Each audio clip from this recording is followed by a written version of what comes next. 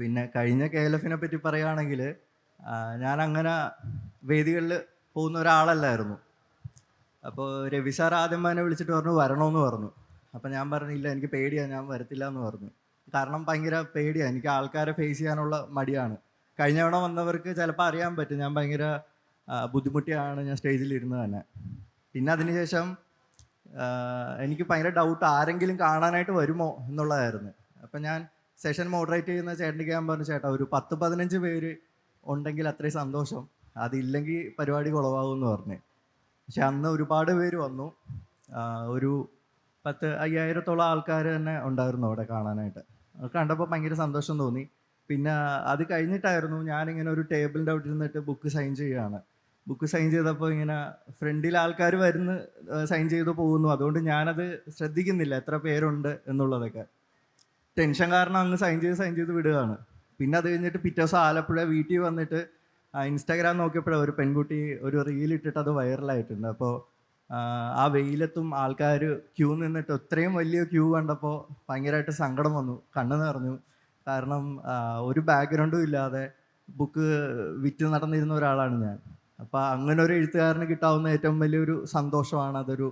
എൻ്റെ ഇൻസ്റ്റാഗ്രാം നോക്കി കഴിഞ്ഞാൽ അത് പിൻ ചെയ്തിട്ടുണ്ട്. കാരണം എൻ്റെ ലൈഫിൽ ഇനി അങ്ങനെ ഒരു മൊമെൻ്റ് ഉണ്ടാകുമെന്ന് എനിക്ക് തോന്നുന്നില്ല. അപ്പോൾ അതുകൊണ്ട് തന്നെയാണ് ആ ചോദ്യം ആദ്യം ചോദിച്ചത്. അഖിലിന്റെ ലൈഫിൽ അല്ലെങ്കിൽ അഖിലിന്റെ റൈറ്റിംഗ് ലൈഫിൽ വലിയൊരു ടേണിംഗ് പോയിന്റ് ആണ് കഴിഞ്ഞ KLF-ലെ ആ റീൽ എന്ന് തോന്നുന്നു. മാത്രമല്ല റാം കെയർ ഓഫ് ആനന്ദി എന്നുള്ള പുസ്തകം അതിനുശേഷം, അതിന് മുമ്പ് എനിക്ക് തോന്നുന്നു 10ഓളം പതിപ്പ് അതിന് മുമ്പ് ഇറങ്ങിയിട്ടുണ്ട്. പക്ഷേ ആ വർഷത്തിന് ശേഷമാണ് ഇപ്പോൾ എനിക്ക് തോന്നുന്നു 35 എത്ര പതിപ്പ് 50ഓളം 50 പതിപ്പിൽ നാഷണൽ ബെസ്റ്റ് സെല്ലർ ആയിട്ട് one of the 5 best seller ആയിട്ട് വന്നിട്ടുണ്ട് എന്നുള്ളതാണ്. Thank you. അതിന് സന്തോഷം എന്നുള്ളത് അതിന്റെ ഇംഗ്ലീഷ് പതിപ്പ് ഇന്നലെ അവൈലബിൾ ആയിട്ടുണ്ട് എന്നുള്ളതാണ്. ഇപ്പൊ തിരിച്ച് ഇതിന്റെ സെഷന്റെ പേര് മെർക്കുറി ഐലൻഡ് എന്നുള്ളതാണ്. ഇപ്പൊ റാം കെയർ ഓഫ് ആനന്ദിയുടെ മുമ്പ് തന്നെ അഖിൽ പി ധർമ്മജ് എന്ന എഴുത്തുകാരെ, ഇപ്പോൾ എനിക്ക് തോന്നുന്നു റാം കെയർ ഓഫ് ആനന്ദി എന്നുള്ള പുസ്തകം വൈറലാക്കിയത് ഈ പറഞ്ഞ റീലുകളിലൂടെയാണെങ്കിൽ, ഇൻസ്റ്റഗ്രാം റീലുകളിലൂടെയാണെങ്കിൽ, അതിനേക്കാളൊക്കെ ഒരു 5-6 വർഷം മുമ്പ്, ഒരു 8 വർഷം മുമ്പ് തന്നെ ഫേസ്ബുക്കിലൂടെ എഴുതി തുടങ്ങിയ ആളാണ് അഖിൽ പി ധർമ്മജൻ. ആ സമയത്ത് തന്നെ നമ്മളൊക്കെ അഖിലിനെ ഫോളോ ചെയ്യുന്നുണ്ട്. മെർക്കുറി ഐലൻഡ് എന്നുള്ള ഫാന്റസി ഫിക്ഷൻ, മലയാളത്തിൽ ഒരു ഫാന്റസി ഫിക്ഷൻ ഫേസ്ബുക്കിൽ അഖിൽ സീരിയലൈസ് ചെയ്ത് എഴുതിയതാണ്. 8 വർഷം എടുത്തിട്ടാണ് അദ്ദേഹം അത് എഴുതിയിട്ടുള്ളത് എന്നുള്ളതാണ്. അത് ആൾക്കാരെ ക്യൂരിയോസിറ്റി ജനിപ്പിച്ച് ഫേസ്ബുക്കിൽ എഴുതി അതിന്റെ ബാക്കി എഴുതി ആ രീതിയിൽ ഒരു സീരിയലൈസ്ഡ് സാധനമാണ്. അപ്പോൾ ആ ഒരു അനുഭവം, ആ ഒരു മെർക്കുറി ഐലൻഡിന്റെ എഴുത്തിനെ കുറിച്ച് പലർക്കും അറിയണ്ടാവില്ല എന്നുള്ളതാണ്. മെർക്കുറി ഐലൻഡ് സത്യത്തിൽ ഒരു അത്ഭുതമായിരുന്നു എനിക്ക്. കാരണം എനിക്കൊരു 17 വയസ്സുള്ളപ്പോൾ എഴുതി തുടങ്ങിയിട്ട് എനിക്കൊരു 25 വയസ്സുള്ളപ്പോഴാണ് എഴുതി കഴിഞ്ഞത്. ഇപ്പം നിങ്ങൾക്ക് ചിന്തിക്കാം, ഒരു ടീനേജിൽ നിന്നിട്ട് ആ ഒരു ഏജ് വരെ പോകുമ്പോൾ ഉള്ള ഒരു മാറ്റങ്ങൾ, ഒരുപാട് ബുദ്ധിമുട്ടുകൾ. കാരണം ഒരു പഠിക്കുന്ന കാലഘട്ടത്തിൽ നിന്നിട്ട് ജോലിയിലേക്ക് എത്തുന്ന ഒരു കാലഘട്ടം വരെ എഴുതിയതാണ്. തീരെ ചെറുപ്പത്തിൽ ബാലരമ ഡൈജസ്റ്റ് വായിച്ചപ്പോൾ എനിക്കൊരു കാര്യം തോന്നി. ബെർമുഡ ട്രയാങ്കിൾ, നിങ്ങൾക്ക് അറിയാമായിരിക്കും ബെർമുഡ ട്രയാങ്കിളിനെ പറ്റിയിട്ട്. ആ ബെർമുഡ ട്രയാങ്കിൾ എന്തെങ്കിലും ഫ്ലൈറ്റോ കപ്പലോ ഒക്കെ പോയി കഴിഞ്ഞാൽ അതിൻ്റെ അകത്തേക്ക് അട്രാക്റ്റ് ചെയ്യുമെന്ന് പറഞ്ഞ ആ ഒരു സംഭവം എനിക്ക് ഭയങ്കരമായിട്ട് ഇത് ചെയ്തു. അപ്പോൾ ഞാൻ സ്കൂളിലൊക്കെ ഭയങ്കരമായിട്ട് ബാക്ക് ബെഞ്ചിലിരിക്കുന്ന ഒരാളായിരുന്നു. കാരണം ക്ലാസ്സിലൊക്കെ ഒരു മണ്ടൻ എന്ന് പറഞ്ഞിട്ട് വിളിക്കുന്ന ഒരു കുട്ടിയായിരുന്നു ഞാൻ. എപ്പോഴും ഇങ്ങനെ ചിന്തിച്ചുകൊണ്ടിരിക്കും. കാരണം ഞാനിങ്ങനെ ഒരു ഐലൻഡ് ഇങ്ങനെ മനസ്സിൽ കണ്ടിട്ടുണ്ട്. അപ്പോൾ ഈ സ്കൂളിലൊക്കെ ഗ്രൗണ്ടിൽ വെള്ളം കെട്ടിക്കിടക്കുമല്ലോ മഴയത്ത്. അപ്പം ആ സമയത്ത് ഉറുമ്പുകളെയൊക്കെ പുല്ലിൽ കയറ്റിയൊക്കെ വിടും. എന്നിട്ട് അതിൻ്റെ നടുക്ക് മണ്ണൊക്കെ വെച്ചിട്ട് അത് ഐലൻഡായിട്ട് സങ്കല്പിക്കും. അപ്പോൾ അങ്ങനെയൊക്കെ ഇരുന്ന് കാണുമ്പോൾ പിന്നെ സ്പോർട്സിലൊന്നുമില്ല, പഠിക്കാനും അത്ര നല്ലതൊന്നുമല്ല. അപ്പോൾ എല്ലാവരും ആ ഒരു മണ്ടൻ എന്ന് പറഞ്ഞ ഒരു ഇതിൽ തന്നെയാണ്. അപ്പോൾ ആ കൊച്ചിലെ തൊട്ടുള്ള ആ ഒരു ക്രിയേറ്റീവായിട്ടുള്ള ആ ഒരു ഐലൻഡാണ് മെർക്കുറി ഐലൻഡ്. പിന്നീട് അതിനുശേഷം ഞാൻ ഇങ്ങനെ ഓരോന്ന് ബിൽഡ് ചെയ്ത് പോകും. ആദ്യമേ ബോട്ട് ഇറങ്ങിക്കഴിഞ്ഞാൽ അതിൻ്റെ ദ്വീപിൻ്റെ ആരംഭ ഭാഗത്ത് എന്താണ്, അത് കഴിഞ്ഞാൽ അതിനപ്പുറത്തേക്ക് പോകുമ്പോൾ എന്താണ്, അങ്ങനെ ബിൽഡ് ചെയ്ത് പോയ ആ 8 വർഷങ്ങൾ മെയിനായിട്ടാണ് എൻ്റെ ലൈഫിലുണ്ടായിരുന്നത്. അപ്പോൾ ഈ ഓജോ ബോർഡ് ഫേസ്ബുക്കിൽ എഴുതുന്ന സമയത്ത് തന്നെ മെർക്കുറി എഴുതുന്നുണ്ട് ഞാൻ. മെർക്കുറി എഴുതുമ്പോൾ ഏറ്റവും കൂടുതൽ ചാലഞ്ചിങ് എന്ന് പറയുന്നത് നമുക്ക് ഏറ്റവും കൂടുതൽ എക്സൈറ്റിംഗ് ആയിട്ട് അഡ്വഞ്ചർ കൊടുക്കണം. കഥാപാത്രങ്ങളെ ചിലപ്പോൾ കടലിൻ്റെ നടുക്കൂടെ കൊണ്ടുപോകണം. എൻ്റെ വീട് ആലപ്പുഴയാണെങ്കിലും എനിക്ക് ഈ പൊക്കത്തിൽ മാത്രമേ കടലിൽ ഞാൻ വെള്ളത്തിൽ ഇറങ്ങിയിട്ടുള്ളൂ. എനിക്ക് വെള്ളം പേടിയാണ്. പിന്നെ എനിക്ക് പാമ്പിനെ പേടിയാണ്, അല്ലെങ്കിൽ അങ്ങനെയുള്ള തീ പേടിയാണ്. അപ്പോൾ ഈ പേടിയുള്ള കാര്യങ്ങളൊക്കെ ഞാൻ ഈ കഥാപാത്രങ്ങളെ കൊണ്ടാണ് ചെയ്യിക്കുന്നത്. അപ്പോൾ ഇതിൻ്റെ അകത്ത് വായിച്ചവർക്ക് മനസ്സിലാവും, ഇതിൻ്റെ അകത്ത് പാമ്പുകളുടെ നടുക്കിലൂടെ പോകുന്നുണ്ട്, പിന്നെ കടലിലൂടെയുള്ള യാത്രയാണിത്. പിന്നെ അങ്ങനെ പേടിയുള്ള കാര്യങ്ങളൊക്കെ ഒരു ചെയ്തു. എനിക്ക് തോന്നുന്നു ഒരു മലയാളത്തിൽ അത്തരത്തിലൊരു ഫാന്റസി ഫിക്ഷൻ അധികമൊന്നും വന്നിട്ടില്ല എന്നുള്ളതാണ്. പൈറേറ്റ്സ് ഓഫ് കരീബിയൻ ഒക്കെ പോലെ ആ രീതിയിൽ അല്ലെങ്കിൽ ആ രീതിയിൽ ചർച്ച ചെയ്യപ്പെടേണ്ട ഒരു പുസ്തകം എന്നുള്ളത് അതിന്റെ പിന്നിൽ അഖിലിന്റെ ഒരുപാട് സ്ട്രഗിൾ ഉണ്ട് എന്നുള്ളതാണ്. ഒരു കാലം അഖിൽ സ്വന്തം പബ്ലിഷിംഗ് ഹൗസ് തുടങ്ങി. ഒരുപാട് നേരത്തെ ഇവിടെ സംസാരിച്ച ബെന്യാമിൻ സർ ഇതുപോലെ ആടുജീവിതം പല പബ്ലിഷേഴ്സ് സമീപിച്ചു. ആ ഒരു കഥ നിങ്ങൾക്ക് എല്ലാവർക്കും അറിയാം. ആ രീതിയിലുള്ള ഒരാൾ തന്നെയാണ് അഖിൽ എന്നുള്ളതാണ്. സ്വന്തം പബ്ലിഷറായി കഥ എന്നുള്ള പേജിലാണ് അദ്ദേഹം ഫേസ്ബുക്കിലൂടെ അത് പബ്ലിഷ് ചെയ്യുന്നത്. പിന്നീട് കഥ എന്നുള്ള പേരിൽ തന്നെയാണ് മെർക്കുറി ഐലൻഡും ഓജോ ബോർഡും അദ്ദേഹം പുസ്തകമാക്കി ചെയ്തത്. മാത്രമല്ല അതിന്റെ ഡിസ്ട്രിബ്യൂഷനും ചെയ്തത് അഖില എന്നുള്ളതാണ്. എങ്കിൽ പല വേദിയിൽ ഇത് പറഞ്ഞിട്ടുണ്ടാവും. പക്ഷെ പുതിയ ആളുകൾക്ക് വേണ്ടി ആ ഒരു സ്ട്രഗിള് അഖില അതിന്റെ ഡിസ്ട്രിബ്യൂഷൻ ആരംഭിച്ചു. ഈ ഡിസ്ട്രിബ്യൂട്ട് ചെയ്യാൻ വേണ്ടി സ്വന്തമായിട്ട് ഒരു കൊറിയർ കമ്പനി അഖില സ്റ്റാർട്ട് ചെയ്തിട്ടുണ്ടെന്നുള്ളതാണ്. ഈ പുസ്തകത്തിന്റെ വിൽപ്പനയും പുസ്തകത്തിന്റെ ഡിസ്ട്രിബ്യൂഷനും വേണ്ടി. അപ്പൊ അത്തരത്തിൽ സ്ട്രഗിൾ ചെയ്ത് വന്ന ഒരു വ്യക്തിയാണ് ഇന്ന് നാഷണൽ ലെവലിൽ ശ്രദ്ധിക്കപ്പെടുന്ന അഖിൽ പി ധർമ്മജനായിട്ട് മാറിയിട്ടുള്ളത്. പുതിയ വരുന്ന ഒരുപാട് ആളുകൾക്ക് ഇൻസ്പിറേഷൻ ആണുള്ളത് തന്നെയാണ്. അപ്പൊ ആ പുതിയ ആളുകളോട് ആ സ്ട്രഗിൾ അതിനെ കുറിച്ച് അത് ഞാൻ ഒരുപാട് വേദികളിൽ പറഞ്ഞിട്ടുള്ളതാണ്, എങ്കിലും ഞാൻ പറയാം. ഫേസ്ബുക്കിൽ ആദ്യമേ ഇത് എഴുതാനായിട്ട് കാര്യം, ഓജോ ബോർഡ് എഴുതാൻ കാര്യം, ഇപ്പം DC ബുക്സിൻ്റെ വേദിയിലായിരിക്കുന്നത്. ഞാൻ ആദ്യമേ DC ബുക്സിനാണ് ഓജോ ബോർഡ് സബ്മിറ്റ് ചെയ്തത്, റിജക്റ്റ് ചെയ്തു. അതിനുശേഷം മാതൃഭൂമി കൊടുത്തു, മനോരമയ്ക്ക് കൊടുത്തു. ഇവിടെ എല്ലാം റിജക്റ്റ് ചെയ്ത് കഴിഞ്ഞപ്പോഴേക്കും പിന്നെ ഞാൻ ഓർത്തു, ഞാൻ സ്വന്തമായിട്ട് സങ്കല്പിച്ച് വെച്ചിരിക്കുകയാണ് ഞാനൊരു എഴുത്തുകാരനാണെന്നും പറഞ്ഞിട്ട് ഞാൻ എഴുത്ത് നിർത്തി. പിന്നീടെങ്കിലും നമ്മുടെ മനസ്സിലെ ഒരു ത്വര ഉണ്ടാവുമല്ലോ എഴുതാനായിട്ട്, അത് പിന്നെയും ഇങ്ങനെ പൊന്തി വന്നപ്പോൾ ഞാൻ വീണ്ടും എഴുതാനായിട്ട് തുടങ്ങി. അത് ഈ ഓജോ ബോർഡ് ചാപ്റ്റേഴ്സായിട്ട് ഡിവൈഡ് ചെയ്തു. 37 ചാപ്റ്റേഴ്സായിട്ട് ഡിവൈഡ് ചെയ്തിട്ട് ഞാൻ ഫേസ്ബുക്കിൽ പോസ്റ്റ് ചെയ്തു. ആദ്യത്തെ ചാപ്റ്റർ ഇട്ടപ്പോൾ തന്നെ എൻ്റെ നാട്ടിലൊക്കെ ശരിക്കും കളിയാക്കുമായിരുന്നു എന്നെ. ഈ ഫേസ്ബുക്കിലെ ആൾക്കാർ please like my profile picture എന്ന് പറയുന്ന സമയത്ത് നമ്മൾ കഥ എഴുതുകയാണ്. ഒരു ഇമേജ് ഇട്ടിട്ട് അതിൻ്റെ ആ കൂട്ടത്തിൽ കഥ എഴുതി വെക്കും. കോളേജിലൊക്കെ വരുന്ന സമയത്ത് അപ്പുറം ഇപ്പുറം ഇരിക്കുന്ന കൂട്ടുകാർ ശരിക്കും കളിയാക്കും, എടാ നീ വല്ലോ ബിറ്റ് കഥയൊക്കെ എഴുതുകയാണെങ്കിൽ ഞങ്ങൾ വായിക്കാം, ഇതൊന്നും നമുക്ക് വായിക്കാൻ പറ്റില്ല എന്ന് പറഞ്ഞു. 2ാമത്തെ ചാപ്റ്റർ ഇട്ടു, 3ാമത്തെ ഇട്ടു, 4ാമത്തെ ഇട്ടു. ഒരു 6ാമത്തെ ഇട്ടപ്പോൾ ഞാൻ വിചാരിച്ചു ഒരെണ്ണം കൂടി ഇട്ടിട്ട് ഈ പരിപാടി നിർത്താമെന്ന്. അങ്ങനെ ഞാൻ 7ാമത്തെ ചാപ്റ്റർ ഇട്ടപ്പോൾ അതിൻ്റെ അകത്ത് ഒരു കമൻറ്റ് വന്നു, ഇത് കൊള്ളാലോ എന്ന്. ആ ഒരൊറ്റ കമൻറ്റാണ് സത്യമായിട്ട് ഭയങ്കരമായിട്ട് ഒരു ടേണിംഗ് പോയിൻ്റ് ആയത്. വിഷ്ണു എന്ന് പറഞ്ഞിട്ടൊരു അക്കൗണ്ടിൽ നിന്ന്. ആ ആള് വായിക്കാനുള്ളത് കൊണ്ട് ഞാൻ ബാക്കി ഫുൾ ചാപ്റ്റേഴ്സ് ഇടാൻ തീരുമാനിച്ചു. അങ്ങനെ 8ാമത്തെ ചാപ്റ്റർ ഇട്ടപ്പോൾ ഈ വിഷ്ണുവിൻ്റെ ക്ലാസ്സിൽ പഠിക്കുന്ന 2 പേരുണ്ട്, എൻ്റെ കോളേജിന് അടുത്ത കോളേജിൽ പഠിക്കുന്ന ആളായിരുന്നു. അങ്ങനെ ആ ആളുടെ 2 കൂട്ടുകാർ വന്നിട്ട് അവർ കമൻറ്റ് ഇടാൻ തുടങ്ങി ഇത് വായിച്ചിട്ട്. അങ്ങനെ അവരുടെ കൂട്ടുകാരോട് പറഞ്ഞ് മൗത്ത് പബ്ലിസിറ്റി ആയി. ഞാൻ 37ാമത്തെ ചാപ്റ്റർ ഇടുമ്പോൾ എനിക്ക് 15,000-ന് മുകളിൽ വായനക്കാരുണ്ട് ഫേസ്ബുക്കിൽ. അപ്പോൾ ആ ഒരു എന്താ പറയുക, ആ ഒരു ധൈര്യം, ആൾക്കാരിത് വായിക്കാനായിട്ടുണ്ടല്ലോ എന്നുള്ളൊരു ധൈര്യം മെർക്കുറി ഐലൻഡ് പോസ്റ്റ് ചെയ്യാനായിട്ട് ഉണ്ടായി. ഒരു ഫേസ്ബുക്ക് ഓഡിയൻസ് ആണ് മെർക്കുറി ഐലൻഡ് വിജയിപ്പിച്ചത്. എൻ്റയർലി ഡിഫറെൻ്റ് ആയിട്ടുള്ള ഞാൻ അത് ഡിഫറെൻ്റ് ആയിട്ട് പറയാൻ കാരണം ഞാൻ നേരത്തെ പറഞ്ഞ ഇൻസ്റ്റഗ്രാം ഓഡിയൻസ്, ഫേസ്ബുക്ക് ഓഡിയൻസ് രണ്ടും ശരിക്കും രണ്ടാന്നുള്ളതാണ്. അപ്പോൾ ഇൻസ്റ്റഗ്രാം ഓഡിയൻസ് ആണ് സത്യത്തിൽ റാം കെയർ ഓഫ് ആനന്ദി വിജയിപ്പിച്ചത്. അതേസമയം ഒരു ഫേസ്ബുക്ക് ഓഡിയൻസ് ആണ് മെർക്കുറി ഐലൻഡ് വിജയിപ്പിച്ചതാണ്. അപ്പോൾ ഇത് തമ്മിലുള്ള ഒരു ഡിഫറൻസ്, ഈ 2 ഓഡിയൻസ് തമ്മിലുള്ള 2 ഓഡിയൻസിനെ അഖിൽ മനസ്സിലാക്കിയിട്ടുണ്ട്, 2 ഓഡിയൻസ് അഖിലിനെ ഫോളോ ചെയ്തിട്ടുണ്ട്. അപ്പോൾ ആ 2 ഓഡിയൻസിന്റെ ഒരു ഡിഫറൻസ് എന്താണ്? അങ്ങനെ ഓഡിയൻസിന് ഡിഫറൻസ് ഒന്നുമില്ല. നമ്മളിപ്പോൾ പണ്ട് ഓർക്കൂട്ട് ഉണ്ടായിരുന്നു. ഞാനൊക്കെ ഓൺലൈനിൽ വരുന്ന സമയത്ത് ഓർക്കൂട്ട് ഔട്ടാകുന്ന സമയമാണ്. അപ്പോൾ അതുപോലെ തന്നെ ഓരോ ജനറേഷനും ഉണ്ട് ഓർക്കൂട്ട്, ഫേസ്ബുക്ക്, ഇപ്പോൾ ഇൻസ്റ്റാഗ്രാമാണ് കൂടുതലും. ഇപ്പം ആൾക്കാർക്ക് അങ്ങനെയില്ല. പിന്നെ വായനയിലുള്ള ഒരു ഇതേ ഉള്ളൂ. ഇപ്പം ഞാൻ ചെറുപ്പത്തിൽ ഒരു 10ാം ക്ലാസ്സൊക്കെ എത്തിയപ്പോഴേക്കും എനിക്ക് വായന നിന്നുപോയി. പിന്നീട് ഒരു +2 കഴിഞ്ഞിട്ടാണ് വീണ്ടും വായന തുടങ്ങിയത്. അപ്പം ആ 10ാം ക്ലാസ് ലെവലിൽ ഞാൻ ഏത് വളർച്ച എത്തിയോ അവിടെയാണ് എൻ്റെ വായനയുടെ വളർച്ച. അത് കഴിഞ്ഞിട്ടുള്ള 2 വർഷം ഗ്യാപ്പ് എന്ന് പറയുന്നത് വായനയിൽ ഞാൻ വളർന്നിട്ടില്ല. അപ്പോൾ ആ വ്യക്തി ഒരു 10ാം ക്ലാസ് ഇത് നിർത്തിയിട്ട് ഒരു 50 വയസ്സിലാണ് വായന തുടങ്ങുന്നതെങ്കിൽ വീണ്ടും അയാൾ അത്രയും ഗ്യാപ്പ് എടുത്തിട്ട് പിന്നെയും ആ പഴയ ഇതിൽ നിന്നിട്ടാണ് അപ്ഗ്രേഡ് ആവുന്നത്. അപ്പോൾ അങ്ങനെയുള്ളതേ ഉള്ളൂ, വ്യത്യാസമൊന്നുമില്ല. ഓക്കെ. പക്ഷേ ഈ ഇൻസ്റ്റഗ്രാം റീലുകളിലൂടെ KLF തന്നെ 3-4 സെഷൻ ഉണ്ട്, ജെൻസി എന്ത് വായിക്കുന്നു, അല്ലെങ്കിൽ റീലുകളിലൂടെ ഹിറ്റാവുന്ന പുസ്തകങ്ങൾ. റാം കെയർ ഓഫ് ആനന്ദി ഏറ്റവും പ്രിയപ്പെട്ട എന്നോട് ആ ഓണറിൽ വരുന്ന ഫാന്റസി അല്ല പോപ്പുലർ ഫിക്ഷൻ സീരീസുകൾ കഴിഞ്ഞ കുറച്ച് DC ബുക്സ് പോലുള്ള മുൻനിര പ്രസാധകർ തന്നെ അത് ഏറ്റെടുക്കാൻ തുടങ്ങിയിട്ടുണ്ട് എന്നുള്ളതാണ്.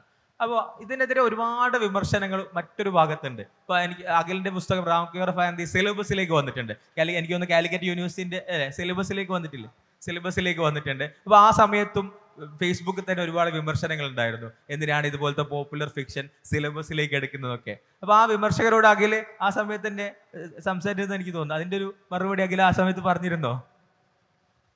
ഞാനൊന്നും പറഞ്ഞില്ല. ഇല്ല. എന്താന്ന് പറഞ്ഞിട്ട് എന്ത് പറയാനായിട്ടാണ്, ആൾക്കാർ പറയുന്നുണ്ടല്ലോ, ഞാൻ പ്രത്യേകിച്ച് പക്ഷെ പറയണ്ട. എനിക്ക് തോന്നുന്നു ഈ ഒരു വിജയം ഇൻസ്റ്റഗ്രാമിലൂടെ വിജയിക്കുന്ന പുസ്തകങ്ങളോട് ഒരു ജനറൽ പബ്ലിക്കിന് എന്തോ ഒരു അമർഷം ഉണ്ടോ, എന്തോ ഒരു പ്രശ്നം തോന്നുന്നതായിട്ട് ഫീൽ ചെയ്യുന്നുണ്ടോ? അങ്ങനൊന്നുമില്ല. ഇല്ല. കുറച്ച് ആൾക്കാർക്ക്. ഇപ്പോൾ ഞാൻ കഴിഞ്ഞ ദിവസം ഒരാൾ എനിക്കൊരു പോസ്റ്റ് ഷെയർ ചെയ്തു. റാം കെയർ ഓഫ് ആനന്ദി കണക്കുള്ള ചവറുകൾ എഴുതിയ ആൾക്കാരെ എന്തുകൊണ്ട് KLF വേദികളിൽ കൊണ്ടുവന്ന് ഇരുത്തുന്നു എന്ന് പറഞ്ഞിട്ട്. അതെ. അപ്പോൾ അത് ചില ആൾക്കാരുടെ മനോഭാവം, നമുക്കൊന്നും പറയാൻ പറ്റില്ല. പിന്നെ ചില ആൾക്കാർക്ക്, നമ്മളെപ്പോലുള്ള ആൾക്കാർക്ക് വേദികൾ കിട്ടുന്ന ഇഷ്ടമല്ല. അവർക്ക് ഒന്നെങ്കിൽ മുൻപ് എഴുതിയ ബുക്കുകൾ ഒരു നല്ല എഡിഷൻസ് പോകണം, അല്ലെങ്കിൽ നമ്മൾ ഏതെങ്കിലും എഴുത്തു കുടുംബത്തിൽ പെടണം. ഞാൻ ഒരു സാധാരണ കുടുംബത്തിൽ നിന്ന് വരുന്നത്, എൻ്റെ അച്ഛൻ കൂലിപ്പണിക്കാരനാണ്. അപ്പം നമ്മളെ പോലുള്ള ഒരാൾ ഇവിടെ വേദിയിൽ 2-3 സെഷൻസ് കിട്ടുന്ന പലർക്കും ഉൾക്കൊള്ളാനായിട്ട് പറ്റില്ല. അത് എന്തു പറയാനാ, അത് ചിലരുടെ മനോഭാവമാണ്. അവർ വളർന്നു വന്നതിൻ്റെ വളർത്തു ദോഷമാണ്. കാരണം സ്ട്രഗിൾ ചെയ്ത് വരുന്നവരെന്തായാലും എവിടെയെങ്കിലും എത്തും, എപ്പോഴെങ്കിലും എവിടെയെങ്കിലും എത്തും. പക്ഷെ അവരെ മാനസികമായിട്ട് തളർത്തുന്ന രീതിയിൽ ആൾക്കാർ, ആ പോസ്റ്റ്, ഞാൻ മെനഞ്ഞാന്ന് കണ്ട പോസ്റ്റ് എന്ന് പറയുന്നത് ഭയങ്കരമായിട്ട് നമ്മളെ, ഞാനും വായിച്ചു അത്. അല്ല, നമുക്കൊരു ബുക്കിനെ നമുക്ക് വിമർശിക്കാം. ഓക്കെ, ഞാനിപ്പോൾ എന്തെങ്കിലും തെറ്റ് ചെയ്താൽ എന്നെ വിമർശിക്കാം. ഒരു ബുക്ക് എഴുതിയതിൻ്റെ പേരിൽ ഒരാളെ വ്യക്തിഹത്യ ചെയ്യുന്നത് ഒരിക്കലും അംഗീകരിക്കാൻ പറ്റുന്ന കാര്യമല്ല. എനിക്ക് തോന്നുന്നു ഈ ഏറ്റവും പ്രിയപ്പെട്ട നോട് എന്നുള്ള പുസ്തകത്തിനും ആ റൈറ്ററിനും ഇതേപോലുള്ള അനുഭവങ്ങൾ ഉണ്ടായിട്ടുണ്ട്. അനിലിനെയും പറയാറുണ്ട്. അതെ. അപ്പൊ എനിക്ക് 4 സെഷൻ ഉണ്ടാക്കില്ലേ ഇപ്രാവശ്യം അല്ലേ? 4 4 സെഷൻ ഉണ്ട്. അപ്പൊ അത് പലർക്കും പ്രശ്നമുണ്ടെന്നുള്ളതാണ്. അപ്പോൾ പോപ്പുലർ ഫിക്ഷൻ എന്നുള്ളത് എൻ്റെ ഒരു അഭിപ്രായത്തിൽ അത് ഞാൻ പോസിറ്റീവായിട്ട് കാണുന്നത്. ഞാൻ അധ്യാപകനാണ്. ഞാൻ പഠിപ്പിക്കുന്ന പല വിദ്യാർത്ഥികളും ആദ്യമായിട്ട് വായിച്ച പുസ്തകം ഈ പറഞ്ഞ റാം കെയർ ഓഫ് ആനന്ദി, ഏറ്റവും പ്രിയപ്പെട്ട എന്നോടൊക്കെയാണ്.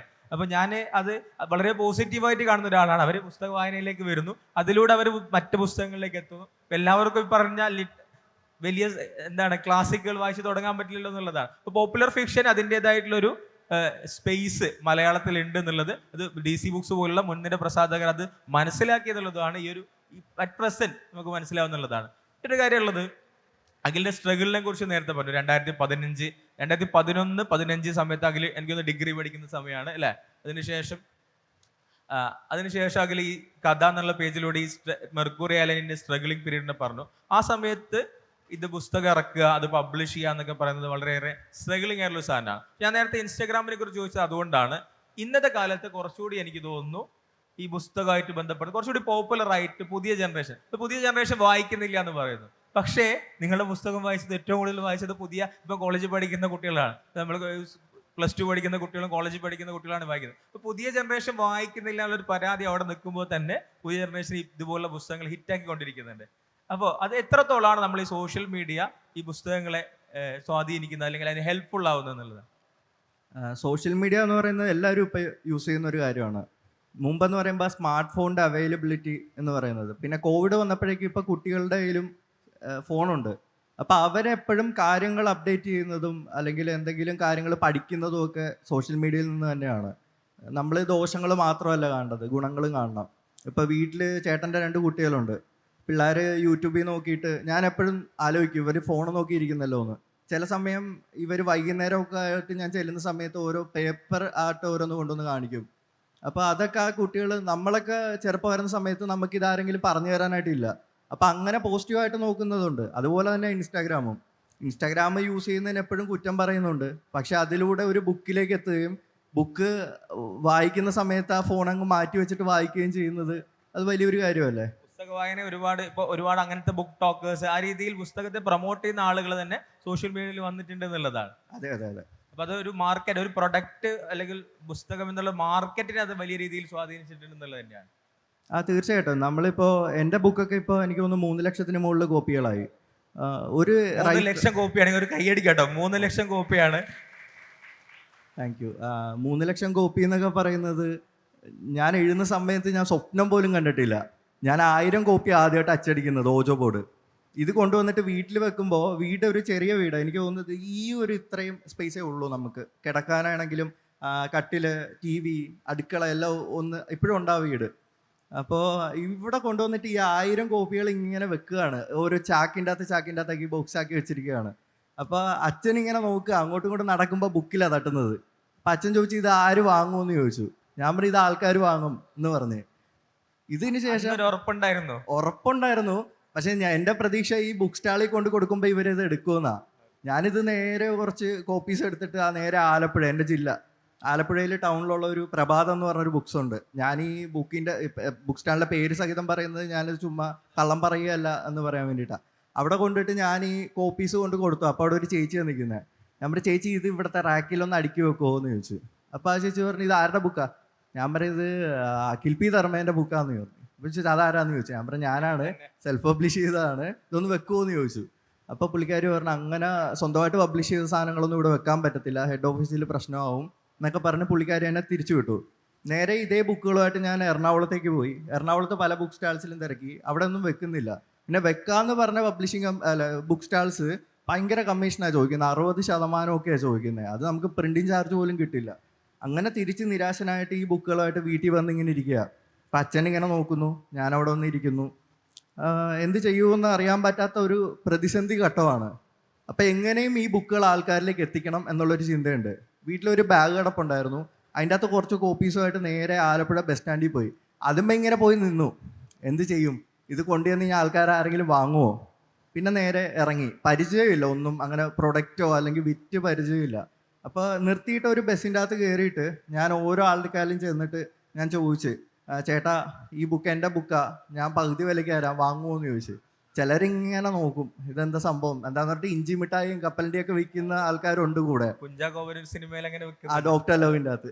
അപ്പോൾ അത് ശരിയാട്ടോ, ആ ഒരു കറക്റ്റ് അതുപോലെ ആയിരുന്നു. അപ്പം അങ്ങനെ കൊണ്ടു നടന്നിട്ട് ബസ് സ്റ്റാൻഡിൽ ഇരിക്കുന്നവർക്കൊക്കെ കൊണ്ട് കൊടുത്തു. പിന്നെ എനിക്ക് തോന്നി ട്രെയിനിൽ കൊണ്ടുപോയാൽ കുറച്ചുകൂടെ നല്ലതായിരിക്കും എന്ന് തോന്നി. അങ്ങനെ ട്രെയിനിൽ ടിക്കറ്റ് എടുത്ത് കയറും, എന്നിട്ട് ട്രെയിനിൽ കൊണ്ടു നടന്നിട്ട് വിറ്റു. അങ്ങനെ 1000 ബുക്ക് ഞാൻ വിറ്റ് തീർത്തു.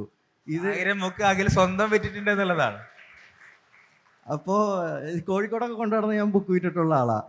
അപ്പോൾ ഈ 1000 ബുക്ക് വിറ്റ് തീർക്കാൻ കഷ്ടപ്പെട്ട ഒരാളിൽ നിന്നിട്ട് 3 ലക്ഷം കോപ്പികൾ വിറ്റു എന്ന് പറയുന്നത് എനിക്ക് സ്വപ്നമല്ലേ? അതൊക്കെ എനിക്ക് വിശ്വസിക്കാൻ തന്നെ പാടാണ്. എനിക്ക് തോന്നുന്നു അത് അഖിൽ ഇത് പറയുന്നത്, ഇത് വീണ്ടും വീണ്ടും അഖിൽ ഇത് പറയുന്നത് പുതിയ വരുന്ന ഒരുപാട് എഴുത്തുകാർ, അഖിലിനെ ഫോളോ ചെയ്യുന്ന പുതിയ ഒരുപാട് എഴുത്തുകാർക്ക് ഒരു പ്രചോദനമാവാൻ വേണ്ടിയിട്ടാണ് അഖിൽ ഇത് ആവർത്തിക്കുന്നത്. അന്നത്തെ കാലത്ത് എനിക്ക് അധിക കാലം മുമ്പല്ല, 2015 കാലഘട്ടത്തിൽ ഒരു ബുക്ക് പബ്ലിഷിംഗ്, ബുക്ക് സെല്ലിംഗ് എന്നൊക്കെ പറയുന്നത് കുറച്ചുകൂടി ബുദ്ധിമുട്ട്, പുതിയ ഒരാളെ പറ്റും. മറ്റുള്ളവർക്ക് ബുദ്ധിമുട്ടുണ്ടെന്നല്ല, അഖിലിനെ പോലെ പ്രിവിലേജിലല്ലാത്ത ഒരു ഫാമിലിയിൽ നിന്ന് വരുന്ന ഒരാൾക്ക് അത് ബുദ്ധിമുട്ടായിരുന്നു എന്നുള്ളതാണ്. പക്ഷേ ഇന്ന് കുറച്ചുകൂടി നമ്മൾ ആ പോയിന്റിലേക്കാണ് എത്തിയത്. ഇന്ന് കുറച്ചുകൂടി നമ്മൾ സോഷ്യൽ മീഡിയ, ഇൻസ്റ്റാഗ്രാം പോലുള്ള മീഡിയകൾ ഇത് കുറച്ചുകൂടി പുതിയ ആളുകൾക്ക് സഹായകരമായിട്ടുണ്ട് എന്നുള്ളതാണ്. അപ്പോൾ ഈ തിരിച്ച് മെർക്കുറി ഐലൻഡിലേക്ക് തന്നെ എത്തിയാൽ, മെർക്കുറി ഐലൻഡ് ഇപ്പോൾ രാം കെയർ ഓഫ് ആനന്ദി സിനിമയാകാൻ പോകുന്നു അല്ലെ? എനിക്ക് തോന്നുന്നു അഖിൽ അതിന്റെ തിരക്കഥ തുടക്കത്തിൽ ഉണ്ടായിരുന്നു, പിന്നെ അത് എനിക്ക് തോന്നുന്നു ഞാനല്ല തിരക്കഥ. എനിക്ക് അത് എഴുതിയിട്ടും തൃപ്തി വരുന്നില്ല. കാരണം 2.5 മണിക്കൂർ സിനിമയിലേക്ക് വരുമ്പോൾ ഇത് ട്രിം ചെയ്യേണ്ടി വരും. അപ്പോൾ ട്രിം ചെയ്യാനായിട്ട് എനിക്ക് പറ്റുന്നില്ല. കാരണം നല്ല സീനുകളൊക്കെ കട്ട് ചെയ്യേണ്ടി വരും. അത് എനിക്ക് പറ്റാത്തതുകൊണ്ട് ഞാൻ പറഞ്ഞു നിങ്ങൾ ആരെങ്കിലും കൊണ്ട് സ്ക്രിപ്റ്റ് ചെയ്യിച്ചോളൂ, ഞാൻ ഇതിൻ്റെ ഭാഗമാകുന്നില്ല, പക്ഷേ ലാസ്റ്റ് വന്നിട്ട് ഞാനൊന്ന് സ്ക്രിപ്റ്റ് നോക്കിക്കോളാം.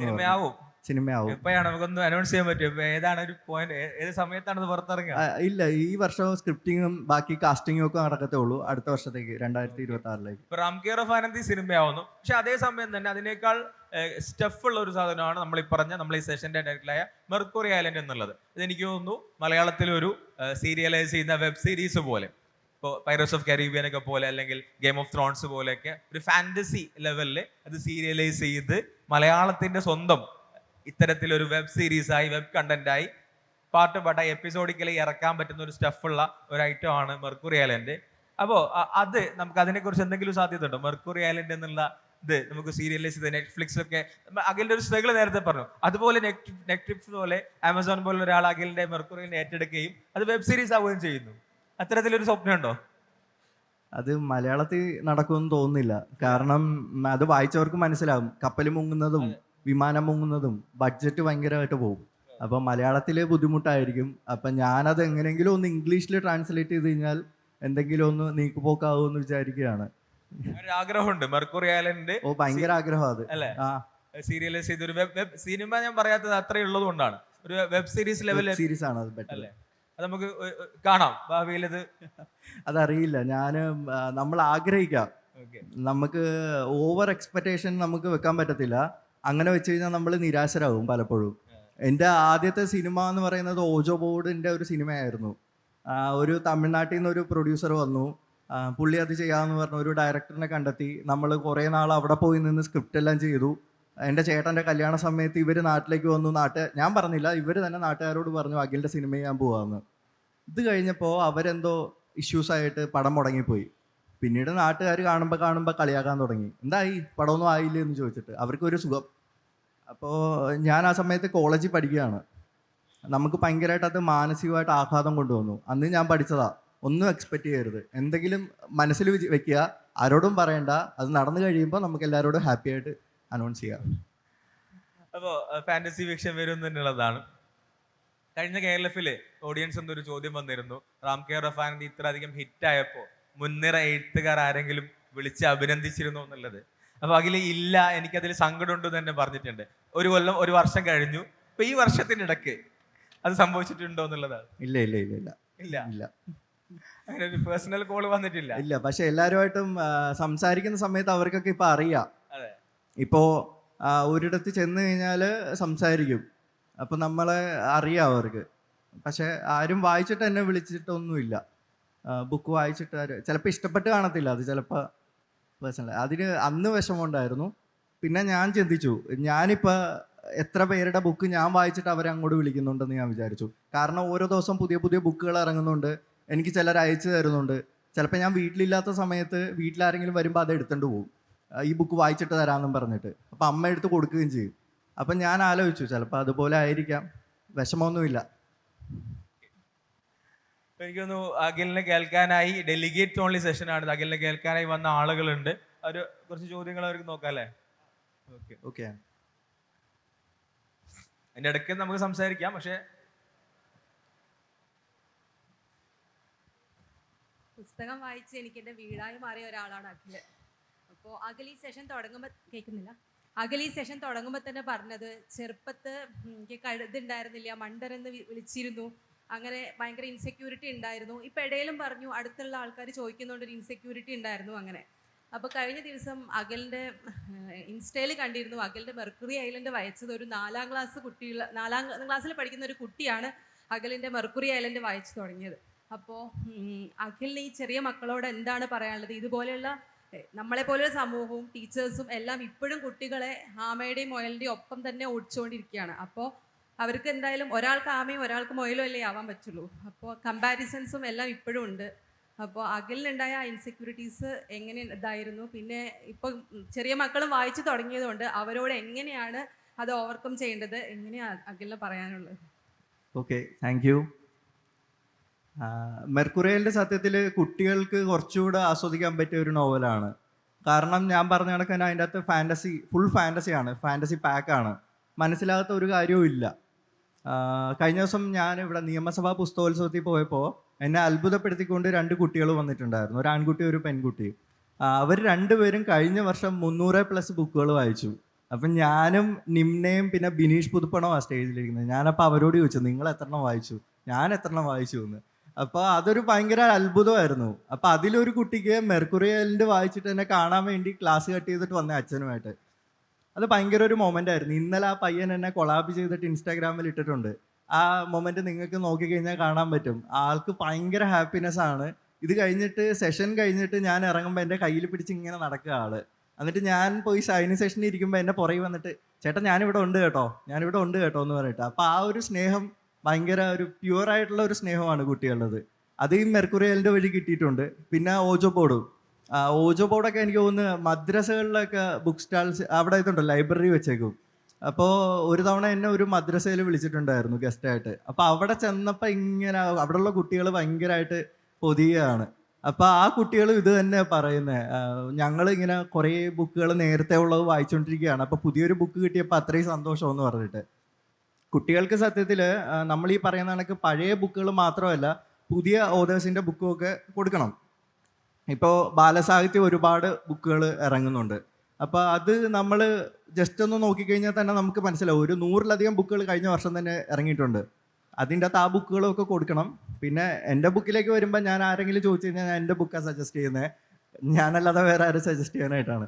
അപ്പം ഞാൻ പറയും മെർക്കുറി ഐലൻഡ് കൊടുക്കൂ, അവർ വായിച്ചു നോക്കട്ടെ. അത്യാവശ്യം കട്ടിയുള്ള ബുക്കാണ്, പക്ഷേ ആ പയ്യൻ 3.5 മണിക്കൂർ കൊണ്ട് അത് വായിച്ചു തീർത്തത്. അപ്പോൾ അവരുടെ ഒരു ഇമാജിനറി വേൾഡിലേക്ക് പോകുമ്പോൾ ആ ഒരു ക്രിയേറ്റിവിറ്റി ഒക്കെ കുറച്ചുകൂടെ കൂടുമെന്ന് എനിക്ക് തോന്നി. അപ്പോൾ അതാണ് എനിക്ക് തോന്നിയത്. ആ ഒരു വീഡിയോ എനിക്ക് ഭയങ്കര ഒരു ഹാപ്പിനെസ് ഉണ്ടാക്കി. വേറെ ചോദ്യം?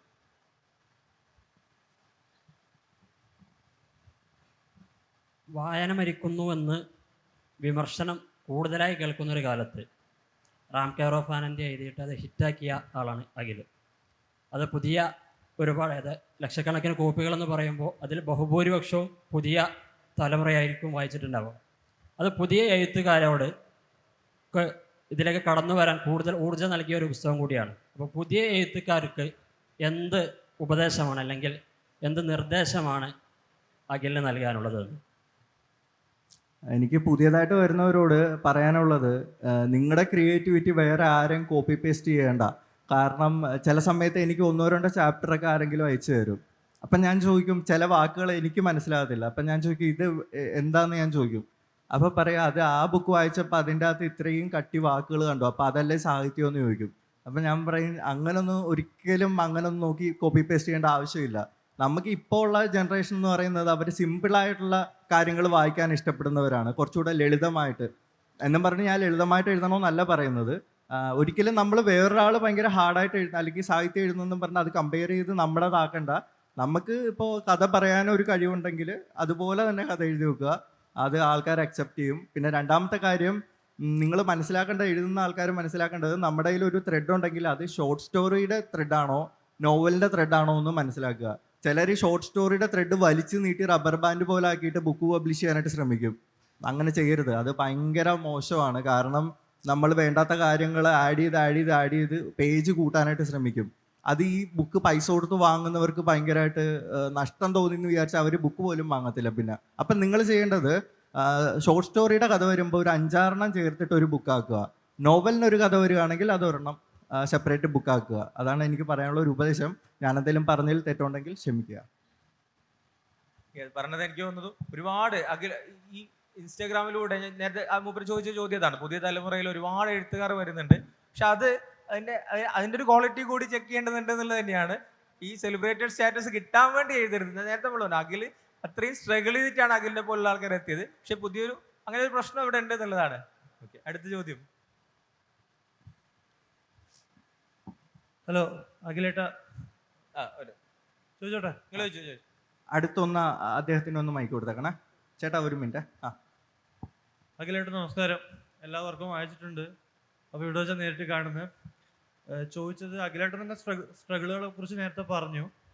ഇപ്പം അത്രയും സ്ട്രഗിൾ കഴിഞ്ഞിട്ട് ഇപ്പോൾ കഴിഞ്ഞ കൊല്ലം തോന്നുന്നു 50ാം പതിപ്പിലെത്തിയത് കഴിഞ്ഞ കൊല്ലം വന്ന് ശശി തരൂർ എംപിയുടെ കൂടെ ഒരു സെഷൻ ഉണ്ടായിരുന്നു തിരുവനന്തപുരത്ത് വെച്ച്. ഇത്രയും സ്ട്രഗിളിൽ നിന്ന് ഈ ഒരു പോയിന്റിലേക്ക് എത്തി. അപ്പോൾ കുറച്ച് നേരത്തെ പറഞ്ഞു, പിന്നെ ഞാൻ ആ ഒരു പോസ്റ്റിനെ പറ്റി KLF-ലേക്കൊക്കെ ഇവരെയാണോ വിളിച്ചിരുത്തുന്നത്. അപ്പം ആ സ്ട്രഗിൾ കഴിഞ്ഞ് ഈ ഒരു സക്സസ്സിലെത്തുമ്പം ഇങ്ങനെയുള്ള ഇഷ്യൂസും കൂടി ഉണ്ടാകുമ്പോൾ ഒരു വ്യക്തി എന്ന നിലയിൽ എങ്ങനെ ഇതിനൊക്കെ നോക്കി കാണുന്നു? അപ്പോൾ സ്ട്രെസ്സൊക്കെ വളരെ കൂടുതലുള്ളൊരു കാലമാണല്ലോ, ടെൻഷൻ, ഡിപ്രഷനൊക്കെ. അപ്പോൾ ഒരു വ്യക്തി എന്ന നിലയിൽ ഇതെങ്ങനെ നോക്കി കാണുന്നു? പിന്നെ ഒരു ക്വസ്റ്റ്യൻ കൂടി ഉണ്ട്. അപ്പോൾ ഈ 3 പുസ്തകത്തിലും ഈ ഫ്രണ്ട്ഷിപ്പ് ഗ്യാങ് ഉണ്ടല്ലോ. ഓജോ ബോർഡിലാണെങ്കിൽ ഒരുപാട് ഫ്രണ്ട്സ് അവിടെ താമസിക്കുന്നു. മെർക്കുറി ഐലൻഡിൽ അവരൊരുമിച്ച് ഒരാൾ തേടി യാത്ര പോകുന്നു. റാമിനും നല്ലൊരു ഗ്യാങ് ഉണ്ടായിരുന്നല്ലോ അവിടെ. അപ്പോൾ ഇങ്ങനെ വീണ്ടും ഈ ഒരു കഥകളിൽ ഈ ഫ്രണ്ട്ഷിപ്പ് ഗ്യാങ് വരുമ്പോൾ ഇനി അടുത്തൊരു വർക്കിലും കൂടി മറ്റൊരു ഫ്രണ്ട്ഷിപ്പ് ഗ്യാങ്ങിനെ എഴുതുമ്പം അതൊരു സ്ട്രെസ്സിലേക്ക് നയിക്കുന്നുണ്ടോ? മീൻസ് റൈറ്റർ ബ്ലോക്ക് അങ്ങനത്തെ ഇഷ്യൂ വരുന്നുണ്ടോ?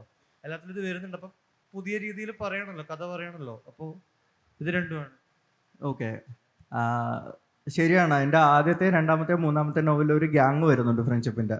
ഇപ്പോൾ രാത്രി 12-ന് ശേഷം എന്ന് പറഞ്ഞാൽ പുതിയൊരു നോവൽ വരുന്നുണ്ട്, അതിൻ്റെ അകത്ത് ഫ്രണ്ട്ഷിപ്പ് ഗ്യാങ് ഒന്നുമില്ല, ആകപ്പാടെ 3-4 പേരേ ഉള്ളൂ. അതുകൊണ്ട് അതിൽ നിന്നിട്ട് ബ്രേക്ക് ചെയ്തിട്ട് കൊണ്ടുവന്നിരിക്കുകയാണ്. പിന്നെ എനിക്ക് കുറച്ച് കൂട്ടമായിട്ടുള്ള ആ ഒരു ഭയങ്കര ഇഷ്ടമാണ്. കുറച്ച് കൂട്ടായിട്ട് ചെയ്യുന്ന കാര്യങ്ങൾ, കൂട്ടുകാർ ചേർന്നിട്ട് ഒരുമിച്ചുള്ള മൊമെൻറ്റ്സ്, അതൊക്കെ ഇഷ്ടമുള്ളതുകൊണ്ടാണ് ഞാൻ ആ ഒരു നോവലിൽ 3-ലും അങ്ങനെ ഒരു ഫ്രണ്ട്ഷിപ്പ് ഗ്യാങ്ങിനെ ആഡ് ചെയ്തിട്ടുള്ളത്. ഇപ്പോൾ വന്നിരിക്കുന്ന വേറൊരു ഡിഫറെൻ്റ് ആയിട്ടുള്ള ഒരു പരീക്ഷണമാണ് അത്. അങ്ങനെ ഗ്യാങ്ങൊന്നുമില്ല. പിന്നെ വിമർശനത്തിനെ പറ്റി പറഞ്ഞത്, ആദ്യമൊക്കെ ഭയങ്കര എന്തോ സ്ട്രെസ്. ഓക്കെ, അത് തന്നെ. അപ്പോൾ ചിലരിങ്ങനെ നമ്മളെ ഭയങ്കരമായിട്ട്, ഇപ്പോൾ പറഞ്ഞല്ലോ KLF വേദികളിൽ അഖിൽ പി ധർമ്മേനെ പോലുള്ളവരെയൊക്കെ പിടിച്ചിരുന്നത് എന്തിനാണെന്ന് പറഞ്ഞിട്ട്, അത് ആദ്യമൊക്കെ മുമ്പൊക്കെ ആയിരുന്നെങ്കിൽ ഭയങ്കരമായിട്ട് വിഷമം തോന്നും. കാരണം ഞാൻ മെൻ്റലി ഭയങ്കര വീക്കായിട്ടുള്ളൊരു ആയിരുന്നു ഇപ്പോഴും ആണ് ഏകദേശമൊക്കെ. എന്നാലും നമ്മളെ എന്തുകൊണ്ടാണ് ഇങ്ങനെ പറയുന്നത്, അറ്റാക്ക് ചെയ്യുന്നുള്ള ഒരു വിഷമം ഉണ്ടാകും നമുക്ക്.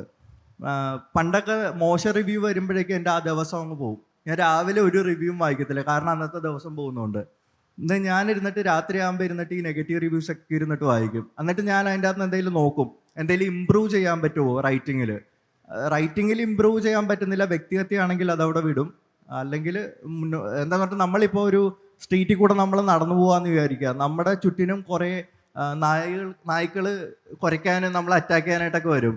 ഇപ്പോൾ വ്യക്തിഹത്യ ചെയ്യുന്നവരെ ഞാൻ അങ്ങനെ കാണുന്നുള്ളൂ. കുരക്കുന്നവർ കുരക്കട്ടെ എന്നുള്ളതാണ്. കുരയ്ക്കട്ടെ, അത്രേ ഉള്ളൂ. വ്യക്തിഹത്യ ചെയ്യുന്നവരെ നല്ലതായിട്ട് ഇപ്പം നെഗറ്റീവായിട്ട് റിവ്യൂ ഇട്ടാലും കുഴപ്പമില്ല, പക്ഷെ അത് ബുക്കിനെ പറ്റിയോ അല്ലെങ്കിൽ വേറെ എന്തെങ്കിലും പറ്റിയോ ആയിരിക്കണം. പോസിറ്റീവ് ക്രിറ്റിസം ഓക്കെയാണ്, പക്ഷേ ഈ പറയുന്ന ഉള്ള കാര്യം അത്രേ കാണുന്നുള്ളൂ. അപ്പം അത് മൈൻഡ് ചെയ്യാതെ നേരെ നടന്നു പോവുക എന്നുള്ളതാണ്. ചോദിച്ചത് എനിക്ക് തോന്നുന്നു ആ സ്ട്രെസ്സിനെ നിങ്ങൾ എങ്ങനെയാണ് മാനേജ് ചെയ്യാറുള്ളത് എന്നുള്ളതാണ്. ഓക്കെ, അടുത്ത സ്ട്രെസ്സിനെ മാനേജ് ചെയ്യുന്ന ഞാൻ എവിടെയെങ്കിലും ട്രാവൽ ചെയ്യുന്ന ഒറ്റയ്ക്കായിരിക്കും ട്രാവൽ ചെയ്യുന്നത്. അപ്പോൾ പോകുന്നത് ലോക്കലായിട്ടുള്ള ജനറൽ കമ്പാർട്ട്മെൻറ്റിലൊക്കെ കയറിയിട്ടാണ്, ബുക്ക് ചെയ്ത് പോകത്തില്ല. അപ്പോൾ പോകുന്ന സമയത്ത് കൂടെ ഇരിക്കുന്ന ആളോട് നമ്മുടെ ഐഡൻറ്റിറ്റിയോ കാര്യങ്ങൾ പേര് പറയും, റൈറ്ററാണെന്നും പറയത്തില്ല, അവരോട് സംസാരിക്കും, അവരുടെ കഥകൾ കേൾക്കും. അങ്ങനെ കേട്ട് ആ ഡെസ്റ്റിനേഷനിൽ എത്തുമ്പോൾ നമുക്ക് കുറച്ചൊരു റിലാക്സേഷൻ കിട്ടും. അതാ ചെയ്യുന്നത്.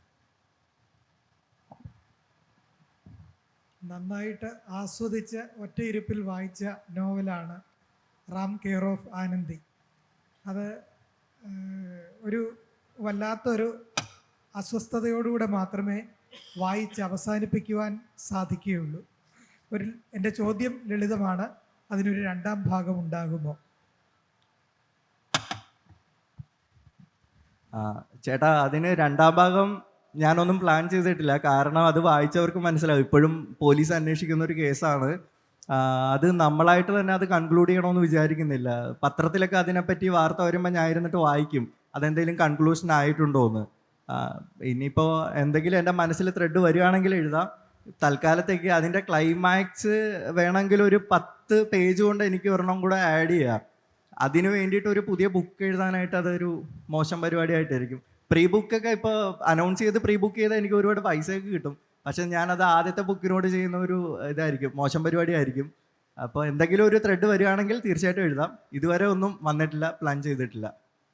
പിന്നെ അതിൻ്റെ സീക്വൽസ് ഇപ്പോൾ റാമോ അല്ലെങ്കിൽ ബാക്കിയുള്ള കഥാപാത്രങ്ങളൊക്കെ വേറെ ഏതെങ്കിലും നോവലിൽ വന്നേക്കാം, അതേ ഉള്ളൂ.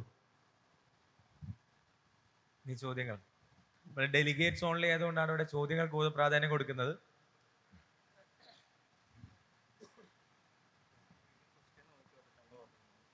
ഹലോ, ഞാൻ നിവേദിത. എൻ്റെ ചോദ്യം എന്താ വെച്ചാൽ, ഞാൻ ഈ 3 ബുക്സും വായിച്ചിട്ടുണ്ടായിരുന്നു. 3ലും 3 ഡിഫറെൻറ്റ് കൈൻഡ്സ് ഓഫ് മിസ്റ്ററി എനിക്ക് തോന്നിയിട്ടുണ്ട്. അപ്പോൾ ഈ 3 എണ്ണവും എഴുതാൻ വേണ്ടിയിട്ട് എന്തെങ്കിലും ഇൻഫ്ലുവൻസ് ചെയ്തിട്ടുണ്ടോ, അല്ലെങ്കിൽ എൻ്റെ ഒരു വേ അതെങ്ങനെയാണെന്നുള്ളതെന്ന് അറിഞ്ഞ്. Thank you. ഓജോ ബോർഡ് എനിക്ക് ആദ്യം എഴുതിയത്, ഞാൻ ചെറുപ്പത്തിൽ നന്നായിട്ട് കഥ പറയും. നാട്ടിലെ കഥകളൊക്കെ വന്നിട്ട് സ്കൂളിൽ പറയും. അതായത് ചേട്ടന്മാർ ചിലപ്പോൾ നമ്മൾ ഇങ്ങനെ പോയി നിൽക്കുമ്പോൾ ചേട്ടന്മാർ ചില കഥകളൊക്കെ പറയും, പ്രേത കഥകൾ. അപ്പോൾ ഇത് കുറച്ചുകൂടെ ആഡ് ചെയ്ത് ഞാൻ സ്കൂളിൽ വന്ന് പറയുമ്പോൾ ഏറ്റവും കൂടുതൽ ആൾക്കാർ കേൾക്കാനായിട്ട് ആഗ്രഹിക്കുന്ന ഹൊറർ കഥകളാണ്. അപ്പോൾ ഈ പറഞ്ഞ കഥ തന്നെ ചിലപ്പോൾ വീണ്ടും വീണ്ടും പറയിപ്പിക്കും. അപ്പം ഞാൻ എന്തെങ്കിലും ബുക്ക് എഴുതുമ്പോൾ ഞാൻ ഹൊറർ ആദ്യം എഴുതും എന്നുള്ളൊരു തോന്നലുണ്ടായിരുന്നു. അങ്ങനെയാണ് ഓജോ ബോർഡ് എഴുതിയത്. പിന്നെ രണ്ടാമത്തെ മെർക്കുറി ഐലൻഡ് ഈ പറഞ്ഞ കണക്ക് ചെറുപ്പം തൊട്ടുള്ള ആ ഒരു ഇമാജിനേഷൻ, ആ സാധനങ്ങൾ. പിന്നെ ഇത് രണ്ടും എഴുതി കഴിഞ്ഞ് പബ്ലിഷ് ചെയ്തപ്പോൾ റിവ്യൂസ് വന്നത് കളിക്കുടുക്ക സാഹിത്യം എന്നും പറഞ്ഞിട്ടാണ് എന്നെ പറയുന്നത്, എൻ്റെ ഈ 2 ബുക്കുകളും വായിച്ചവർ. അപ്പോൾ എനിക്ക് തോന്നി, അപ്പോൾ പലരും ചലഞ്ച് ചെയ്യുന്നു, ഇവന് റിയൽ ലൈഫിനെ പറ്റി എഴുതാൻ പറ്റുമോ എന്നും പറഞ്ഞൊരു ചലഞ്ച് ചെയ്തു. അപ്പം ഞാൻ ആലോചിച്ചു, എനിക്ക് റിയൽ ലൈഫ് എഴുതണമെങ്കിൽ അനുഭവങ്ങൾ വേണം. അങ്ങനെ ഞാൻ ചെന്നൈയിൽ പോയി 2 വർഷം നിന്നിട്ടാണ് റാം കെയർ ഓഫ് ആനന്ദി എഴുതിയിട്ടുള്ളത്. നമ്മളിപ്പോൾ ഒരു സ്ഥലത്ത് പോയിട്ട് അവിടെ എക്സ്പീരിയൻസ് ചെയ്യുന്ന ഒരാഴ്ചയൊന്നും എക്സ്പീരിയൻസ് ചെയ്തിട്ട് കാര്യമില്ല. അവിടെയുള്ള കാലാവസ്ഥ, മനുഷ്യരുടെ വികാരങ്ങൾ, അവരുടെ എന്തെങ്കിലും ആചാരങ്ങൾ, ഇതൊക്കെ കണ്ടിട്ട് എഴുതുവാണെങ്കിൽ കുറച്ചുകൂടെ നമുക്ക് ഡെപ്തിൽ എഴുതാൻ പറ്റും. അപ്പോൾ ആ ഒരു സംഭവമാണ് 3 ഡിഫറെൻ്റ് ആയിട്ട് വരാനുള്ള കാര്യം. ആ ഒരു ജേർണി എന്ന് പറയുന്നത് 2015 അതിന് മുന്നേ ഞാൻ എഴുതിയതാണ്, 2011 എഴുതിയതാണ് ഓജോ ബോർഡൊക്കെ. 2015 പബ്ലിഷ് ചെയ്തു. 2018 mercury island, 2020 Ram care of Anandi. ഇപ്പോൾ 5 വർഷമാവുന്നു എന്തെങ്കിലും ബുക്കുകൾ ചെയ്തിട്ട്. അടുത്ത ബുക്ക് ഈ വർഷം തന്നെ വരും. Okay, thank you. അത് ഡിഫറെൻ്റ് ആയിട്ടുള്ള ഒരു ബുക്കാണ്. നമുക്ക് ഒരു ചോദ്യം ഞാൻ ചോദിക്കാം, നമുക്ക് എന്നെ സംസാരിക്കാൻ ചോദ്യങ്ങൾ ഉണ്ടെങ്കിൽ എനിക്ക് ചോദിക്കാം. ഞങ്ങൾക്ക് അവസരം കൂടുതൽ തന്നത് എനിബഡി.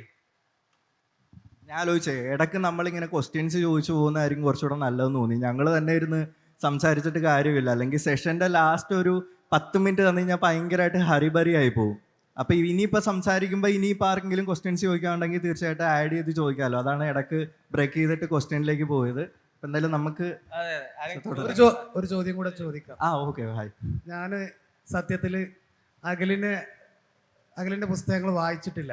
ഞാൻ ബെന്യാമിൻ്റെയും TDAയും അതുപോലുള്ള കോൺസ്പെറസി തിയറികളൊക്കെ ഉപയോഗിച്ച് എഴുതുന്നവരെ ആയിരുന്നു ആരാധിച്ചതും വായിച്ചതും. റാം കെയർ ഓഫ് ആനന്ദി വായിക്കണമെന്ന് ആഗ്രഹിച്ചു നടന്നിട്ടുണ്ട്, പക്ഷെ വായിച്ചിട്ടില്ല. എന്നെ സംബന്ധിച്ചിടത്തോളം കഴിഞ്ഞ 2 സെഷനുകളിലും ഞാൻ ചിന്തിച്ചപ്പോൾ അവരെ ഏറ്റവും പൂർണ്ണമായി കേൾക്കാനും ആഗ്രഹിച്ചുകൊണ്ടാണ് വന്നത്. ഇപ്പോൾ ഞാൻ പൂർണ്ണമായും അങ്ങയുടെ സംസാരത്തെ ഇഷ്ടപ്പെടുന്നു, അങ്ങയുടെ ഒരു ആരാധകനായി. ഈ ഒരു സംസാരം കൊണ്ട് എവിടെയാണ് ഇത് ഇഷ്ടപ്പെട്ടത് എന്ന് നിങ്ങൾക്ക് ചോദ്യം തോന്നുന്നുണ്ടോ? അതെന്തുകൊണ്ടാണെന്ന് ചോദിച്ചാൽ ഈ സാഹിത്യത്തിലുമുള്ള രാഷ്ട്രീയം, സാഹിത്യത്തിലുമുള്ള അധികാരി വർഗത്തിൻ്റെയും അതിനെതിരെയുള്ള ഒരു പോരാട്ടത്തിൻ്റെ ഒരു വിപ്ലവകാരിയായിക്കൊണ്ട് അഖിലിനെ എനിക്ക് തോന്നി. സത്യത്തിൽ അധികാരവർഗം അല്ലെങ്കിൽ ഇതിൻ്റെ മേലാധികാരികൾ നിലനിൽക്കുന്ന പ്രായവും കാലവും കൂടുതൽ അനുഭവിച്ചവർ ചെറിയവരോട് കാണിക്കുന്ന അവഗണന അല്ലെങ്കിൽ ചെറിയവരോട് കാണിക്കുന്ന അവജ്ഞ, നീതിയില്ലായ്മ, അതിനെതിരെയൊക്കെ പോരാടുന്ന ഒരു മനസ്സും. അപ്പോൾ ഞങ്ങൾക്കൊക്കെ ഇങ്ങനെ സ്വപ്നം കണ്ട് നടക്കുന്നവർക്കും എഴുതാനും വായിക്കാനും കഴിവില്ലെങ്കിലും അതിനെ സ്വപ്നം കാണുന്നവർക്കും ഒരു പ്രചോദനമായിക്കൊണ്ട് അഖിൽ നിൽക്കുന്നുണ്ട്. അപ്പോൾ ഇവിടെ എൻ്റെ ചോദ്യം ഞാൻ ചുരുക്കി പറയുകയാണ്. ഈ അധികാരി വർഗം, ഈ സാഹിത്യത്തിലെ പൊളിറ്റിക്സിൽ അഖിൽ ഒരു വിപ്ലവകാരിയായി ഞങ്ങൾക്ക് മുന്നിൽ നിൽക്കുന്നുണ്ട്. എങ്ങനെ ഇത് ഒരു പ്രചോദനമായി എന്ന്? ഞാൻ സത്യം പറഞ്ഞു കഴിഞ്ഞാൽ വിപ്ലവമല്ല, നമ്മൾ സർവൈവ് ചെയ്തുകൊണ്ടിരിക്കുമായിരുന്നു. ഞാൻ പറഞ്ഞില്ലേ, എൻ്റെ ആദ്യത്തെ ബുക്ക് കൊണ്ടുവന്നിട്ട് വീട്ടിൽ കൊണ്ടുവന്ന് വെച്ചപ്പോൾ വീട്ടിൽ നടക്കാൻ സ്ഥലമില്ലാത്തതുകൊണ്ടാണ് ഞാനത് എത്രയും പെട്ടെന്ന് അത് വിറ്റ് തീർക്കണമെന്ന് വിചാരിച്ച് ഞാൻ ഇങ്ങോട്ടേക്ക് ബസ് സ്റ്റാൻഡിലേക്ക് കൊണ്ടുവന്ന് വിറ്റത്. പിന്നെ ആദ്യത്തെ ബുക്കിൻ്റെ പ്രകാശനത്തിനെ പറ്റി പറയാം. അത് ഒരു ശ്മശാനത്തിൽ വെച്ചിട്ടാണ് നടത്തിയത്, ഓജോ ബോർഡ്. അതിനുള്ള കാരണം എന്ന് പറയുന്നത്, ഞാൻ പഠിക്കുന്ന സമയത്ത് ഇത് പബ്ലിഷ് ചെയ്തത്. ഞാൻ ചെന്നിട്ട് ആലപ്പുഴ ഒരു ഹാളിൽ ചോദിച്ചു, റെൻറ്റ് ചോദിച്ചു. അപ്പോൾ അവർ പറഞ്ഞു 25,000 രൂപയെന്ന് പറഞ്ഞു ഒരു ദിവസത്തേക്ക്. അപ്പം ഞാൻ ആലോചിച്ചു, അയ്യോ 25,000 രൂപ എന്ന് പറയുന്നത് ഈ ബുക്ക് പകുതി പ്രിൻ്റ് ചെയ്ത പൈസ ആയിട്ടുണ്ട്, എൻ്റെ പൈസയില്ല. അങ്ങനെ ഇരുന്നപ്പോൾ ഞാനിങ്ങനെ കൂട്ടുകാരായിട്ട് ഇരുന്നിട്ട് ആലോചിക്കുകയാണ്. അപ്പം ഇതിൻ്റെ അകത്ത് ഓജോ ബോർഡിൻ്റെ അകത്ത് ഏറ്റവും കൂടുതൽ വരുന്നത് സെമിത്തേരി, ശ്മശാനമൊക്കെയാണ്. അപ്പം ഞങ്ങളുടെ അടുത്ത പള്ളിയിൽ ചെന്നിട്ട് ഞാൻ അച്ഛൻ്റെക്ക് ചോദിച്ചു, അച്ഛാ എനിക്ക് സെമിത്തേരി 1 മണിക്കൂറത്തേക്ക് തരുമോ? അപ്പം അച്ഛൻ പറഞ്ഞു, പോടാ, പള്ളി പട്ടക്കാരൊക്കെ കൂടെ എന്നെ എടുത്തിട്ട് കയറ്റും, തരാൻ പറ്റില്ല എന്ന് പറഞ്ഞ്. അപ്പോൾ ഞാൻ നേരെ ശ്മശാനം നോക്കി. അപ്പം ഞങ്ങളുടെ അത് പഞ്ചായത്ത് ഇതാണ്, വില്ലേജാണ്, മുനിസിപ്പാലിറ്റിയിലാണ് ശ്മശാനം ഉള്ളത്. നേരെ ആലപ്പുഴ മുനിസിപ്പാലിറ്റിയിലേക്ക് പോയി. അപ്പോൾ അവിടെ ഒരു ചെയർപേഴ്സണാണ് ഉള്ളത്, ഒരു ലേഡി. അപ്പം ഞാൻ അവിടെ ചെന്നിട്ട് പുള്ളിക്കാരിയുടെ ഇങ്ങനെ വെയിറ്റ് ചെയ്ത് നിൽക്കുക. അപ്പം ഞാനിങ്ങനെ ഒരു കത്ത് എഴുതിയിട്ട് ഞാൻ ഇങ്ങനെ കൊടുക്കുക. പുള്ളിക്കാരി ഇതിങ്ങനെ വായിച്ചിട്ട് എനിക്ക് ചോദിച്ചു, നിനക്ക് വട്ടുണ്ടോ എന്ന് ചോദിച്ചു. ഞാൻ പറഞ്ഞാൽ എന്താ, അല്ല ഈ ബുക്കൊക്കെ പ്രകാശനം ചെയ്യാനുള്ള സ്ഥലമാണോ ശ്മശാനം, അവിടെ ഒന്നും ചെയ്യാൻ പറ്റത്തില്ല, അത് പ്രശ്നമാവുമെന്ന് പറഞ്ഞ്. ഞാൻ പറഞ്ഞു, മാഡം ഞാൻ പോകത്തില്ല, ഞാൻ വൈകുന്നേരം വരെ ഇവിടെ ഇരിക്കും, ഞാൻ കാല് പിടിക്കുമെന്ന് പറഞ്ഞ്. പിന്നെ ലാസ്റ്റ് അവർ 2-3 ദിവസം കയറി ഇറങ്ങിയപ്പോൾ എന്തെങ്കിലും ചെയ്തോ, എനിക്കിത് പ്രശ്നം ഉണ്ടാക്കരുതെന്ന് പറഞ്ഞ്. അങ്ങനെ ആലപ്പുഴ ചുടുകാട്, വലിയ ചുടുകാടെന്ന് പറഞ്ഞ ഒരു ശ്മശാനമുണ്ട്. അപ്പോൾ അവിടെ എനിക്കറിയത്തില്ല ഇതൊക്കെ ആരും വരും എന്ന് പോലും അറിയത്തില്ല. അപ്പം അച്ഛൻ, കർക്കിടക മാസമാണ്, ഒന്നും തുടങ്ങാൻ കൊള്ളത്തില്ല. ഞാൻ പറഞ്ഞു, ഒന്ന് പോയച്ചാ, ശ്മശാനത്തിൽ വെച്ചിട്ടാണ് തുടങ്ങുന്നത്, പിന്നെ കർക്കിടക മാസം. അപ്പം അങ്ങനെ ഞാനും അച്ഛൻ ആദ്യമേ പോയി സ്കൂട്ടറിൽ. അപ്പം ചേട്ടൻ്റെ വണ്ടിയിൽ ഞങ്ങളെല്ലാവരും കൂടെ പോവുക. ഇപ്പം ചേട്ടൻ പറഞ്ഞ് ഒരു 5-6 പേര് കൂട്ടുകാരുണ്ടാവുമല്ലേ? ഞാൻ പറഞ്ഞു, ഉണ്ടാവും, നമുക്കെല്ലാവരും കൂടെ ഒന്നൊരു ഫോട്ടോ ഒക്കെ എടുത്തിട്ട് പോവാം എന്ന് പറഞ്ഞു. അപ്പം തലേ ദിവസം ഞാൻ ഫേസ്ബുക്കിൽ പോസ്റ്റ് ഇട്ടിട്ടുണ്ടായിരുന്നു, ശ്മശാനത്തിൽ വെച്ചിട്ട് പ്രകാശനമെന്ന്. അപ്പം ഞാനിങ്ങനെ കാറിൽ ചെന്ന് ഇറങ്ങുമ്പോൾ അവിടെ ഭയങ്കര ആൾക്കൂട്ടം. അപ്പോൾ അവിടെ ഒരു അമ്മച്ചീനെ അടക്കുകയാണ്. ഞാൻ നോക്കിയപ്പോൾ ചാനലുകാരൊക്കെ ഉണ്ട്.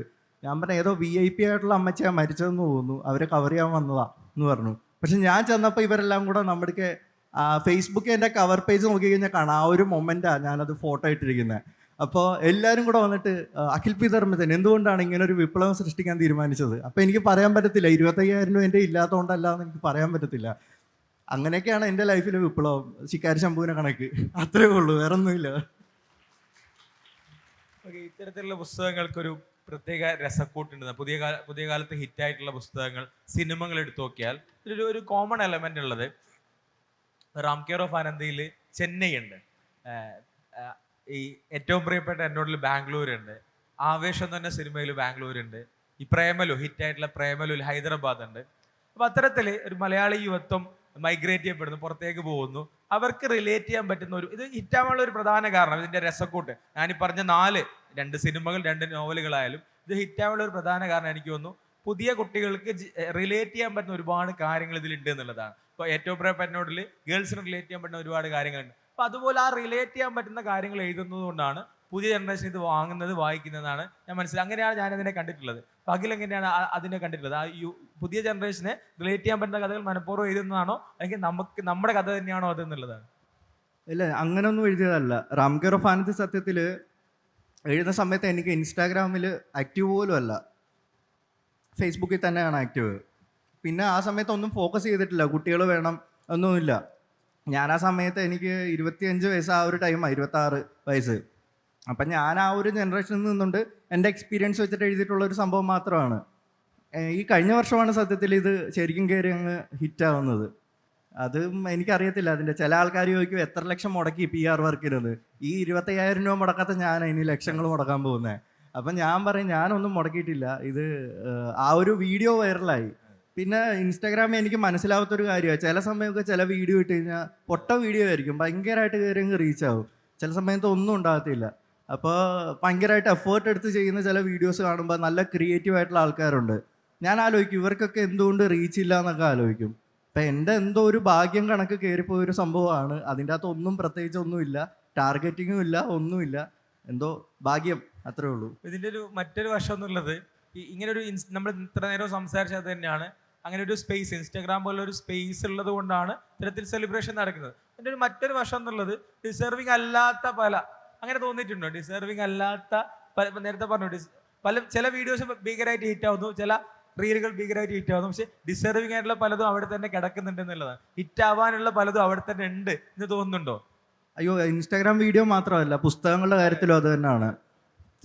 ഇപ്പോൾ കറുത്തച്ഛൻ എന്ന് പറഞ്ഞൊരു ബുക്ക് ഗ്രീൻ ബുക്സിൻ്റെ ഇറങ്ങിയിട്ടുണ്ട്. നല്ലൊരു വർക്കാണ്, എല്ലാവർക്കും ഇഷ്ടപ്പെടുമെന്ന് എനിക്കറിയില്ല, എനിക്ക് ഇഷ്ടപ്പെട്ടതാണ്. അപ്പോൾ അതുപോലുള്ള നല്ല നല്ല വർക്കുകൾ വരുന്നുണ്ട്. ഈ നല്ല നല്ല വർക്കുകൾ ചിലപ്പോൾ ആൾക്കാർ ശ്രദ്ധിക്കാതെ പോകുമ്പോൾ ഈ പറയുന്ന ചില ആൾക്കാർക്ക് തോന്നും ഇത് നല്ല വർക്കല്ലേ, എന്തുകൊണ്ട് അഖിലിൻ്റെ വർക്കുകൾ ശ്രദ്ധിക്കും, ചിലപ്പോൾ അവർക്ക് അത് ഇഷ്ടപ്പെടത്തില്ലായിരിക്കും. അപ്പം നേരത്തെ പറഞ്ഞ ആൾക്കാർക്ക് ആ ഒരു ചുരുക്കം കൂടെ വരും. അതൊരു സത്യമുള്ള കാര്യമാണ്. അതിപ്പോൾ ഇൻസ്റ്റാഗ്രാം റീലാണെങ്കിലും പുസ്തകങ്ങളാണെങ്കിലും പിന്നെ ചില സിനിമകൾ തിയേറ്ററിൽ ഇറങ്ങുമ്പോൾ അത് ഹിറ്റാകത്തില്ല, പക്ഷേ നേരെ OTT-യിലേക്ക് വരുമ്പോഴേക്കും ഹിറ്റാവും. അത് ഈ പറയുന്ന കണക്ക് തന്നെ ഉള്ളൊരു ലക്കായിരിക്കും. ലക്ക് മാത്രമല്ല, ഇഷ്ടക്കേട് എന്നുള്ളത് ഓരോരുത്തരുടെയും പേഴ്സണൽ പെർസ്പെക്റ്റീവ് ആണല്ലോ. അപ്പൊ എനിക്കിത് ഇഷ്ടപ്പെട്ടു മറ്റൊരാൾക്ക് ഇഷ്ടപ്പെട്ടില്ല എന്നുള്ളത് മറ്റൊരാളെ വിമർശിക്കാനുള്ള ഒരു ഇതല്ലാന്നാണ് എനിക്ക് തോന്നുന്നത്. അത് പറയുമ്പോഴേ കഴിഞ്ഞ ദിവസം ഒരു അധ്യാപകൻ റാം കെയർ ഓഫ് ആനന്ദിയും പിന്നെ നിംനയുടെ ബുക്കും പിന്നെ വേറെ ഒരു ബുക്കും കൂടി കുട്ടികൾക്ക് കൊടുക്കുന്ന ഒരു ഫോട്ടോ ഇട്ടിരിക്കുന്നു. അപ്പോൾ പുള്ളി പറയുന്നത് ഈ മറ്റേ ചൂണ്ടയിട്ടിട്ട് ഇര കാണിക്കത്തില്ല, അതുപോലെയാണ് ഞാൻ ഈ ബുക്ക് ഉപയോഗിക്കുന്നത്. കാരണം ആദ്യമേ ഇത് വെച്ചിട്ട് തുടങ്ങി വെച്ച് കഴിഞ്ഞാൽ കുട്ടികൾ വലിയ വലിയ ബുക്കുകളിലേക്ക് പോയിക്കോളും. അതിന് ചോട്ടിൽ വന്നിട്ട് വേറൊരു അധ്യാപകൻ്റെ കമൻറ്റാ, എൻ്റെ കുട്ടികൾക്ക് ഞാൻ റാം കെയർ ഓഫ് ആനന്ദി കൊടുക്കാറില്ല, ചോദിച്ചാലും ഞാൻ കൊടുക്കത്തില്ല, കാരണം ഇങ്ങനെയുള്ള ചവറുകൾ വായിക്കേണ്ടെന്ന് പറഞ്ഞിട്ട്. ഞാനപ്പോൾ അത്ഭുതപ്പെട്ട കാര്യം, അദ്ദേഹം ഒരു അധ്യാപകനാണ്. അദ്ദേഹത്തിന് കുട്ടികൾക്ക് എന്ത് വേണം ലൈബ്രറിയിലുണ്ട് സ്കൂളിൻ്റെ, പുള്ളി അത് തടഞ്ഞു വെക്കാനുള്ള അധികാരം പുള്ളിക്കുണ്ടോ? ഇല്ല. ഞാനത് സ്ക്രീൻഷോട്ട് എടുത്തിട്ടിട്ടുണ്ട്. ആ സ്കൂളിൽ ഏതാണെന്ന് അന്വേഷിച്ചിട്ട് അത് അയക്കാമെന്ന് വിചാരിക്കുന്നുണ്ട്. അപ്പോൾ ഞാൻ ആലോചിക്കുന്ന കുട്ടികളെ പഠിപ്പിക്കുന്ന ഒരു അധ്യാപകൻ ആ ഒരു വികാരമാണെങ്കിൽ നമ്മളെ പറ്റിയിട്ട്, അപ്പോൾ സാധാരണ ഉള്ള ആൾക്കാർക്ക് എന്ത് ദേഷ്യം ഉണ്ടാവും. പിന്നെ കഴിഞ്ഞ ദിവസം നിയമസഭാ പുസ്തകോത്സവത്തിൽ പോയിട്ട് ഞാൻ അവിടെ വന്നിട്ട് ഇങ്ങനെ ഇൻ്റർവ്യൂ കൊടുക്കുക. അപ്പോൾ ഒരു ചേച്ചി അവിടെ വന്നിട്ട് ഇങ്ങനെ ചോദിക്കുക, എൻ്റെ 2 കൂട്ടുകാരൊപ്പം ഉണ്ട്, is this Akhil P Ramzan? അപ്പോൾ അവർ പറഞ്ഞു യെസ്. അപ്പോൾ അവന്മാർ വിചാരിച്ചു വല്ല ഫോട്ടോ എടുക്കാനോ ഓട്ടോഗ്രാഫിന്. ഈ സ്റ്റിൽ റൈറ്റിംഗ്. അപ്പോൾ പറഞ്ഞതെ പത്തറ്റിക് എന്നും പറഞ്ഞങ്ങ് നടന്നു പോവുകയാണ്. അതായത് ആരാന്ന് പോലും അറിയത്തില്ല. ഞാൻ കണ്ടു അവരങ്ങനെ എന്തോ കൈകൊണ്ട് ഇങ്ങനെ കാണിച്ചിട്ട് നടന്നു പോകുന്ന കണ്ടു. അപ്പോൾ ഒന്ന് ആലോചിച്ച് നോക്കി, എനിക്കറിയാത്ത ഒരു ചേച്ചിക്ക് വരെ എന്നെ കൊല്ലാനുള്ള ദേഷ്യമാണ്. അതൊക്കെ എന്ത് വികാരമാണെന്ന് എനിക്ക് മനസ്സിലാവുന്നില്ല. ഇതൊരു പേഴ്സണൽ എക്സ്പീരിയൻസ് പറയുകയാണെങ്കിൽ, ഇപ്പോൾ കഴിഞ്ഞൊരു വേറൊരു ഫെസ്റ്റിന് ഞങ്ങൾ പോകുമ്പോൾ ഞങ്ങളുടെ ഒരു സുഹൃത്ത് ബന്ധപ്പെട്ട ഒരാൾ തന്നെ മറ്റൊരു എഴുത്തുകാരൻ പറഞ്ഞതിനെ കമ്പയർ ചെയ്തത് ഈ പറഞ്ഞതുപോലെ ഞാൻ പറഞ്ഞു ഇതിന് മാർക്കറ്റ് ഉണ്ട്, ഇത്തരത്തിലുള്ള പുസ്തകങ്ങൾ ഭീകരമായിട്ട് സെയിൽ ചെയ്യപ്പെടുന്നു, 3 ലക്ഷം കോപ്പി, അതിൻ്റെ ഒരു വാല്യുവേഷൻ പോയിന്റ് പറഞ്ഞു കൊടുത്തു. അതിൻ്റെ ബിസിനസ് ഉണ്ടല്ലോ, കോടികളിലാണ് അതിൻ്റെ ബിസിനസ് നടക്കുന്നത്. അപ്പം അത് പറഞ്ഞു കൊടുത്തു. മൂപ്പര് പക്ഷെ അതിനെ എതിർത്തുകൊണ്ട് പറഞ്ഞത്, അത് പറഞ്ഞിട്ട് കാര്യമില്ല, ബിസിനസ് ഒരു ഭാഗത്ത് നടക്കും. എന്ന് വെച്ചാൽ നമ്മളിപ്പോൾ ബിവറേജിൽ വിൽക്കുന്ന ഇതും നമ്മൾ 5 സ്റ്റാറിൽ വിൽക്കുന്നത് രണ്ടല്ലേ എന്ന രീതിയിൽ ഞാൻ ആളെ പറയുന്നില്ല. പക്ഷേ അത്തരത്തിൽ ഈ ചൊർക്ക് അവിടെ തന്നെ ഉണ്ടെന്നുള്ള. പക്ഷെ ഞാനതിനെ കാണുന്നത്, നമ്മൾ ആരും പറഞ്ഞ പോലെ ഖസാക്കി ദിവസം വായിച്ച് വായന തുടങ്ങിയ ആളുകളല്ല. ഇപ്പൊ ഞാൻ ഹാഫ് ഗേൾ ഫ്രണ്ട് പോലുള്ള പൾപ്പ് ഫിക്ഷൻ ചേതൻ ഭഗത്തിനെ വായിച്ചു തുടങ്ങിയ ആളാണ്. അപ്പൊ ആ രീതിയിൽ ഒരു ആളുകൾക്ക് റിലേറ്റ് ചെയ്യാൻ പറ്റുന്ന പോപ്പുലർ ഫിക്ഷൻ എന്നുള്ള യോണർ അവിടെ തന്നെ ഉണ്ട് എന്നുള്ളതാണ്. അതും വായിക്കാം ഇതും വായിക്കാം എന്നുള്ളത്. അപ്പൊ അതിലേക്ക് വരുമ്പോൾ അഖിൽ വായിച്ചിട്ടുള്ള ക്ലാസിക്കുകൾ, നമ്മൾ പോപ്പുലർ ഫിക്ഷൻ എന്നുള്ള യോണറാക്കി ഇത് തിരിക്കുന്നതിനെ പറ്റി നിങ്ങൾക്ക് എതിരഭിപ്രായം ഉണ്ടാവും. ഇത് ക്ലാസിക്, ഇത് പോപ്പുലർ ഫിക്ഷൻ എന്ന രീതിയിൽ ഡിഫറൻഷിയേറ്റ് ചെയ്യണോ എന്നുള്ളത് മറ്റൊരു ചോദ്യമാണ്. At the same time Akhil വായിച്ചിട്ടുള്ള, അഖിൽ ഇഷ്ടപ്പെട്ടിട്ടുള്ള, നമ്മൾ ക്ലാസിക് എന്ന് വിളിക്കാവുന്ന സാഹിതീയത, ലിറ്റററിനെസ് അതില്ല എന്നാണ് ഇവർ പറയുന്നത്. ഞാനല്ല പറയുന്നത്, വിമർശകർ പറയുന്നത് അഖിലിന്റെ പുസ്തകങ്ങൾക്ക് എന്തില്ല, ലിറ്റററിനെസ്, സാഹിതീയത ഇല്ല എന്നുള്ളതാണ്. അഖിൽ തന്നെ എനിക്ക് തോന്നുന്നു ആമുഖത്തിൽ പറയുന്നുണ്ട്, ഇതൊരു മഹത്തായ സാഹിത്യ സൃഷ്ടി അല്ല എന്ന് പറയുന്നുണ്ട്. സാഹിത്യ സൃഷ്ടി അല്ല. അപ്പൊ അഖിൽ വായിച്ചിട്ടുള്ള, അഖിൽ ഫോളോ ചെയ്യുന്ന ക്ലാസിക് എഴുത്തുകാർ ആരൊക്കെയാണെന്ന് അറിയാൻ മറ്റുള്ളവർക്ക് കൗതുകം ഉണ്ടാവും. മലയാളത്തിൽ അല്ലെങ്കിൽ അതിന് പുറത്തുള്ള മറ്റ് റൈറ്റിങ്സ്, അഖിലിൻ്റെതല്ലാത്ത എഴുത്തുകൾ. ഞാൻ ആരാധിക്കുന്ന 2 വ്യക്തികളാണ് ഇതിനു മുൻപ് ഇറങ്ങിപ്പോയത്, എന്നെ കെട്ടിപ്പിടിച്ചിട്ട് ഇറങ്ങിപ്പോയത്. TD Ramakrishnan sir, Benyamin sir. എനിക്ക് ആ സെഷൻ കൂടാൻ പറ്റില്ല. മഞ്ഞവെയിൽ മരണങ്ങളൊക്കെ എനിക്ക് ഭയങ്കര ഇഷ്ടപ്പെട്ട ഒരു സംഭവമാണ്. പിന്നെ എൻ്റെ ലൈഫിലെ വലിയൊരു അച്ചീവ്മെൻ്റ് എന്ന് പറയുന്നത് TD രാമകൃഷ്ണൻ സാറുമായിട്ട് കഴിഞ്ഞ മാസം എനിക്ക് ഒരുമിച്ചൊരു സെഷൻ ഉണ്ടായിരുന്നു. സുഗന്ധി എന്ന ആണ്ടാദേവനായികയും എൻ്റെ റാം കെയർ ഓഫ് ആനന്ദിയും കൂടെ. അപ്പം ഇങ്ങനെ ഓരോ പർട്ടിക്കുലർ ആയിട്ടുള്ള ബുക്സാണ്. എനിക്ക് ബെന്യാമിൻ സാറിൻ്റെ ആടുജീവിതത്തിനെക്കാളും എനിക്കിഷ്ടം മഞ്ഞവെയിൽ മരണങ്ങളാണ്. സാറിനോട് ഞാൻ പറഞ്ഞിട്ടുള്ളതാണ്.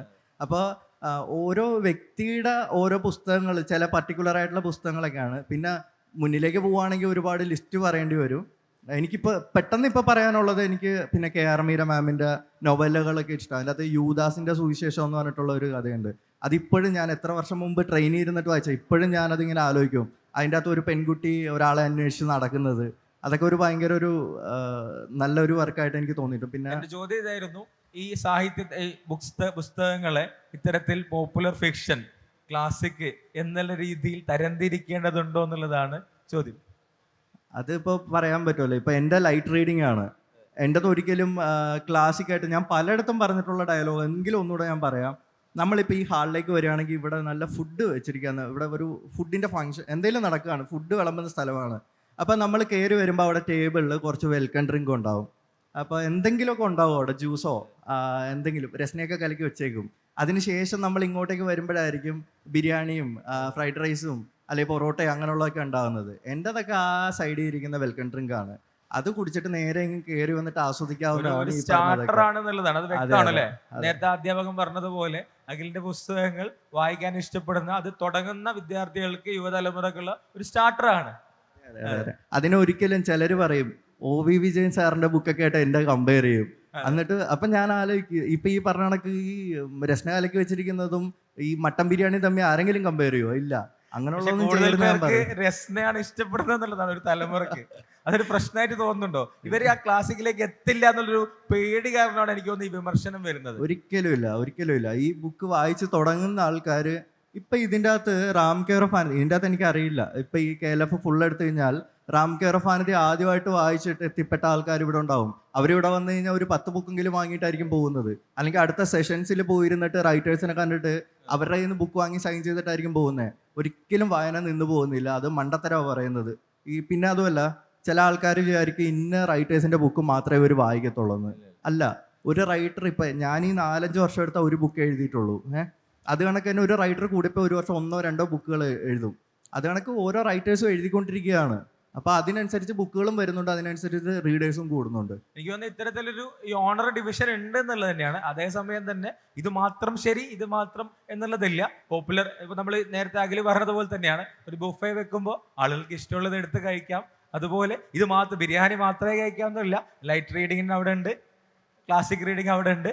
ഇത് ലൈറ്റ് വായിക്കുന്നവർ ക്ലാസിക് വായിക്കില്ല എന്നില്ല, ക്ലാസിക് വായിക്കുന്നവർ. അത് പറഞ്ഞപ്പോഴാണ് ഇപ്പൊ CID മൂസ എന്നുള്ള സിനിമ ഇപ്പോൾ നമ്മൾ എം ടിയോടാന്ന് തോന്നുന്നു ചോദിച്ചത്, എനിക്ക് ഓർമ്മയില്ല ആരോടാണ് ചോദിച്ചുള്ളത്. ഏറ്റവും കൂടുതൽ ഇഷ്ടപ്പെട്ട എം ടിയോടല്ല, അടൂർ ഗോപാലകൃഷ്ണനോട് ചോദിച്ചൊരു ചോദ്യമായിരുന്നു അത്, ഇഷ്ടപ്പെട്ട സിനിമ. അടൂറിന്റെ സിനിമകൾ ക്ലാസിക് സിനിമകളായി മാറ്റി വെക്കുന്ന ഒരു സാധനമാണ്. പക്ഷെ അടൂരിനെ പോലത്തെ ഒരു വ്യക്തി ഏറ്റവും കൂടുതൽ ഇഷ്ടപ്പെട്ട സിനിമ CID മൂസയാണ്.